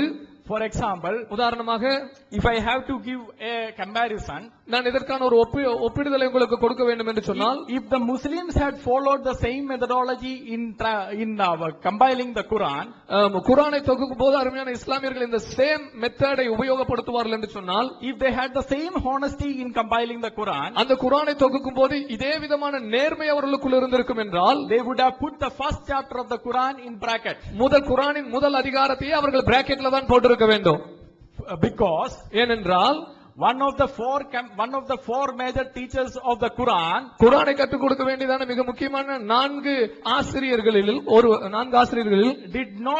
one of them did not agree that Surah 1 is the part of Quran. அவர்களில் ஒருவர் சூரா முதலாவது அத்தியாயம் குர்ஆனுடைய ஒரு பகுதி என்பதை ஒப்புக்கொள்ளவில்லை. If the Christians were doing that, they would have put it in bracket and they would have put a footnote saying that this was not found in this codex. ஒருவேளை அதை கிறிஸ்தவர்கள் செய்வார்கள் என்று சொன்னால் அதை ஒரு அடைப்பு குறிக்குள்ள போட்டு விட்டு சொல்லுவார்கள், இது இந்த மூலப்பிரதியிலே காணப்படவில்லை என்று எழுதியிருப்பார்கள். Now the Muslims don't do that. ஆனால் இஸ்லாமியர்கள் அதை செய்வதில்லை. It is a question of the honesty of the Christians versus the dishonesty in the other translation. இன்னொரு மொழியாக்கத்தில் நீங்கள் சொல்லுவீர்கள் என்று சொன்னால், இது கிறிஸ்தவர்களுடைய நேர்மைக்கும் இஸ்லாமியர்களுடைய நேர்மையற்ற தன்மைக்கும் உள்ளதான வேறுபாடு என்று சொல்லலாம். I am going to say, for argument's sake, let us consider all the verses that he cited. I am ready to say, let us remove it for the argument's sake. நாம் ஒரு விவாதத்துக்காக நாம் இதை சொல்லுவோம் என்று சொன்னால், அவர் காண்பித்ததான எல்லா வசனங்களையும் நாம் நீக்குவோம். If we remove all those verses, we still have the exact same doctrine as we hold on now. அப்படி அவர் காண்பித்த எல்லா வசனத்தையும் நீக்கினாலும் கூட இன்றைக்கு கிறிஸ்தவர்களுடைய இறை தத்துவம் என்னவென்றால் அதை அப்படியே நாம் இன்னும் கொண்டிருக்க முடியும். For example, let me say Mark chapter 15 verse 28. உதாரணமாக மார்க் 15வது அதிகாரம் 28வது வசனம். We will remove that from all the translations. அந்த பகுதியை எல்லா மொழியாக்கத்திலிருந்தும் நாம் நீக்கி விடலாம். Does that verse still exist in the Bible? If we remove that verse from Mark chapter 15 verse 28 from all the translation, does that verse exist in the Bible? Yes, it still exists because Isaiah 53:12 has exactly the same concept mentioned. ஒருவேளை இந்த mark சுவிசேஷத்தின் பகுதியை நீங்கள் எல்லா மொழியாக்கத்திலும் நீக்கினாலும் கூட அந்த வசனங்கள் உங்களுடைய வேதாகமத்தில் இருக்கிறதா என்றால் நிச்சயமாக இருக்கிறது. ஏசாயா 52வது அதிகாரத்திலே 2 முதல் வசனங்களிலே நீங்கள் அதை தெளிவாக பார்க்கலாம். Now let me come to the Dead Sea Scrolls. நான் இப்பொழுது அந்த டெட் சீ சவக்கடல் சுருள் பற்றியதான புத்தகத்துக்கு வரட்டும். This is Ezekiel chapter 23. இது எசேக்கியேலுடைய 23வது அதிகாரத்தை பற்றியது. Ezekiel chapter 23 is there in the Dead Sea Scrolls which was written before Christ.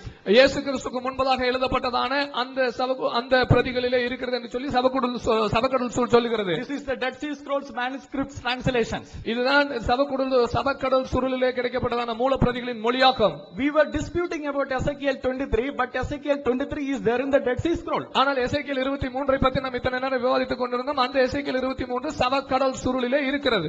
So you will have to accept that Ezekiel 23 was the original part of the God's word, correct? நீங்க சொல்ல வேண்டும் இறைவனுடைய வார்த்தையாகிய அந்த original இறைவனுடைய வார்த்தையிலே எசேக்கியேல் 23 ஒரு பகுதி என்பதை நீங்கள் ஒப்புக்கொண்டுதான் ஆக வேண்டும். Now I will God willing, we will in these 2 days we will show that all these verses that they have cited, even if we remove all these verses, a parallel verse of that would still exist in the Holy Bible, and not a single doctrine of the Christianity is impacted by it. இந்த ஆண்டவருக்கு சித்தமான இந்த 2 நாட்களிலும் அவர்கள் காண்பித்த இத்தனை ஆதாரங்களையும் நீங்கள் நீக்கினாலும் கூட அதற்குரியதான வசனங்கள், இணையான வசனங்கள் வேதாகமத்திலே நாம் காட்ட முடியும். இதன் மூலமாக கிறிஸ்தவத்தின் கொள்கையிலே ஒரு சிறு பகுதி கூட பாதிக்கப்படாது என்பதை நாம் நிரூபிக்க முடியும். Now my brother has brought some argument and I love to hear an answer. என்னுடைய சகோதரர் சில விவாதங்களை கொண்டு வந்தால் அதை நான் கேட்டு அதற்கு நான் பதில் கொடுக்க விருப்பமுள்ளவனாக இருக்கிறேன். But only one demand: be qualified critics, study the subject so you can tell the truth. ஆனால் ஒரு தகுதி என்னவென்று சொன்னால் நீங்கள் அந்த மூல பிரதிகளை படித்து அதை குறித்து விமர்சிக்கக்கூடிய தகுதி உள்ளவர்களாக நீங்கள் இருக்க வேண்டும். And here is a best scholarship, the book I was saying. It is not my empty claim. It is the Muslim scholars have believed Bible is not corrupted. இது என்னுடைய கூற்று அல்ல, இது இஸ்லாமிய மிக சிறந்த அறிஞர்களுடைய கூற்று. வேதாகமம் கரைப்படுத்தப்படவில்லை என்பதற்காக அவர்கள் எழுதியிருக்கிற அருமையான ஆதார நூல் இது. Now if we apply the same criteria which brother is applying, here is a Keith Small, one of the leading critics of the Quran, then the whole Quran is lost, because according to Islam இறை இருக்கக்கூடாது, முரண்பாடு இருக்கக்கூடாதுன்றாங்க. அதுக்கு நம்ம இவ்வளவு இருக்குதுங்கிறதுக்கு அள்ளி போட ஆரம்பிச்சோம். காத்துக்கிட்டு இருந்தோம், எப்படா வருவாங்க, அளவுகள் வைத்துக்கணும், வந்தாங்க, நம்ம சொல்ல ஆரம்பிச்சோம். இப்ப அதுக்கு அவங்க என்ன பதில் சொல்றாங்கன்னா, to criticise you should have knowledge. இதை சொல்றதுக்கு உங்களுக்கு அறிவு இருக்கணும், அதை பத்தி விவரம் இருக்கணும்ங்கிறாங்க. இது நாங்க ஒண்ணும் அறிவு இருக்க வேண்டிய அவசியமே இல்லை. நான் புதுசாக சொன்னேன், உங்க பைபிள்ல இருக்க வேர்சஸ் தான் எடுத்து போட்டேன். எனக்கு இது தனியா அறிவு தேவையில்லை. இங்கிலீஷ்ல உள்ள வேர்சஸ் எடுத்து போட்டேன். உங்க ஸ்காலர்ஸ் ஆஃப் டிஃபரெண்ட் டினாமினேஷன்ஸ் உட்கார்ந்து பல வருஷங்களாக மொழிபெயர்த்தார்களே, அதுகளை எடுத்து நான் போட்டேன், அவ்வளவுதான். நான் புதுசா இதுக்கு எனக்கு தனி நாலேஜ் தேவையில்லை. First, I need not have any knowledge about it. I'm just quoting your scholars. I'm just quoting your Bible, different versions. That's all. I don't need any extra knowledge about it. Right. Secondly, he said you should have 10 what is that? Criteria. 10 criteria before criticizing. The first thing, he didn't list out the 10. He just said 2. The first thing he said is we should know Hebrew, Greek and Aramaic. மொழிபெயர்க்க இதை பத்தி நீங்க விமர்சனம் செய்வதாக இருந்தால் உங்களுக்கு 10 தகுதிகள் இருக்கணும் அப்படின்னார். ஆனா 2 தான் சொன்னார், மத்தெல்லாம் விட்டுட்டார்.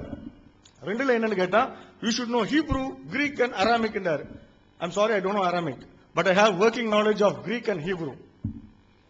எனக்கு கிரீக்கும் ஹீப்ருவும் புரிஞ்சுக்கிற அளவுக்கு, ஆய்வு செய்யக்கூடிய அளவுக்கு தெரியும், பேச வராது. Because it's not my mother tongue, I can't speak.